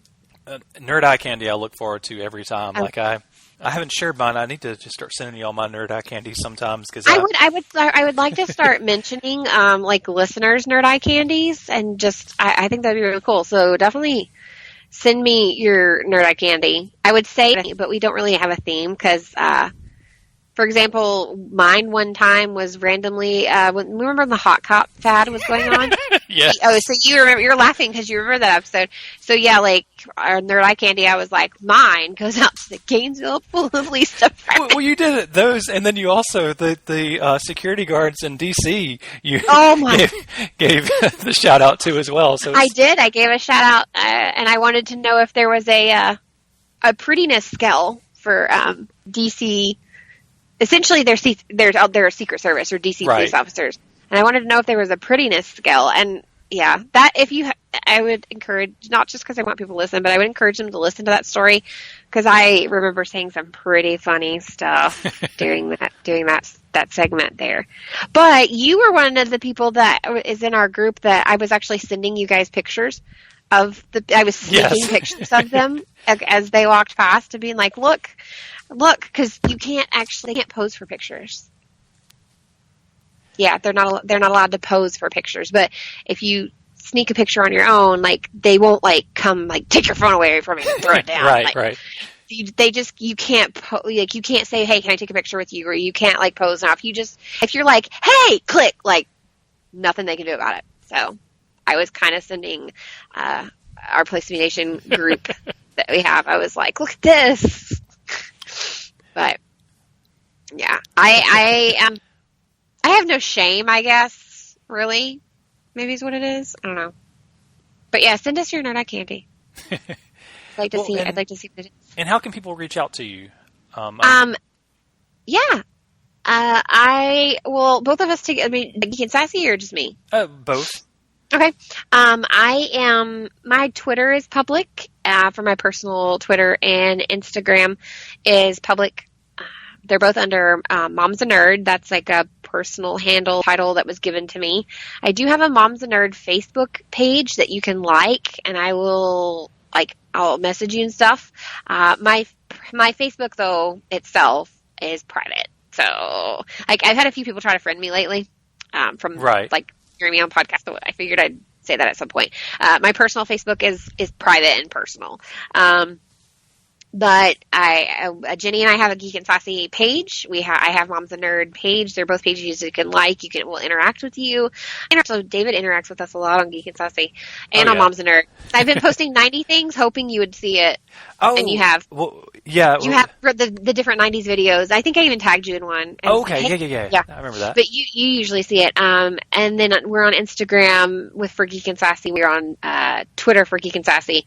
The only weird thing I will say is if you are conversing with Geek and Sassy, not just Miranda, if you're conversing with Geek and Sassy on Facebook or on Instagram, you're actually talking. If you're conversing with Geek and Sassy on Twitter, because Jenny has Twitter game, her Twitter game be strong, and mine not so much. There's occasional I'll answer, but if you're talking on Twitter to Geek and Sassy, you're actually talking to Jenny. Well, cool. Yeah, I thought I remembered you saying that before. Well, and I crazily enough, realized that I never said my name at the beginning of the episode. But I think if you listen to the episode, you know it by now. My name's in the title, Sunday Groove. But you can find me on Twitter, Sunday Groove PTB, and then David Sunday on Facebook, if you'd like. Definitely reach out to me one of those ways, send a message, whatever. Definitely let me know if you listen to the episode. I always love to hear feedback, whatever it is. Recommendations. I know I can always count on people to give me some new recommendations, and I will be continuing to do a lot of those episodes down the line.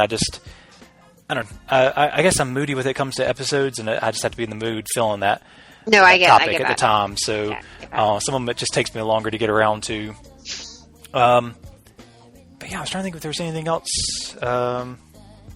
I don't know what next episode's going to be about, so I can't give you that. Go listen to our other shows on Place to Be Nation Pop, Heart Trapping Fanboys. Check out, if you're not easily offended, check out Comic Book Theater. One of the most bizarre things you'll ever hear. It's one of the greatest things I've ever been asked to participate in. It is, but it is, and I forgot to say as well, Geek and Sassy, we are explicit at times, so if you're not interested in that, we don't take offense. So yeah. And let's see, Seller's Points. It's on hiatus, but there's tons of good stuff, and I know they'll be coming back soon. Marvel Age podcast with Nick, Todd, Tim. I was trying to combine their names, and Russell. Marvel Age Masterclass with Ben Morse and one of the people from Marvel Age. Crap, I'm almost left out. We have no. You should. You have a. It's a veritable heaven. Remember? Right. And it's actually it's the pup network. But also talking about pop, you got to go with Talking Pop. Very explicit at times, but if you're not offended, once again, check that out. And that's Denny and Tim. Yeah. Talking about all kinds of different things, but there's tons of stuff on the network. Definitely, like I say, listen to the stuff, like it, respond to us, let us know what you think, and come back, every month for it. So once again, thank you, Miranda, for joining me, and I will catch everybody down the road. Don't go chasing waterfalls. Please stick to the rivers and the lakes that you used to. I know that you're gonna have it your way or nothing at all, but I think you're moving too fast. Don't go chasing waterfalls. Please stick to the rivers and the lakes that you used to. I know that you're gonna have it your way or nothing at all, but I think you're moving too fast. Come on. I seen a rainbow yesterday, but too many storms have come and gone, leaving a trace of not one God-given ray. Is it because my life is 10 shades of gray? I pray all 10 fade away, seldom praise him for the 7 days. And like his promise is true, won't leave my faith can undo the many chances I blew to bring my life to an end. Clear blue and unconditional skies have dried the tears from my eyes, no more lonely cries. My only leading hope is for the folk who can't cope with such an enduring pain that it keeps them in the pouring rain. Who's to blame for to gain into your own vein? What a shame you shoot and aim for someone else's brain. You claim the insane and aim to stay in time for falling prey to crime. I say the system got you victim to your own mind. Dreams are hopeless aspirations and hopes are coming true. Believe in yourself, the rest is up to me and you.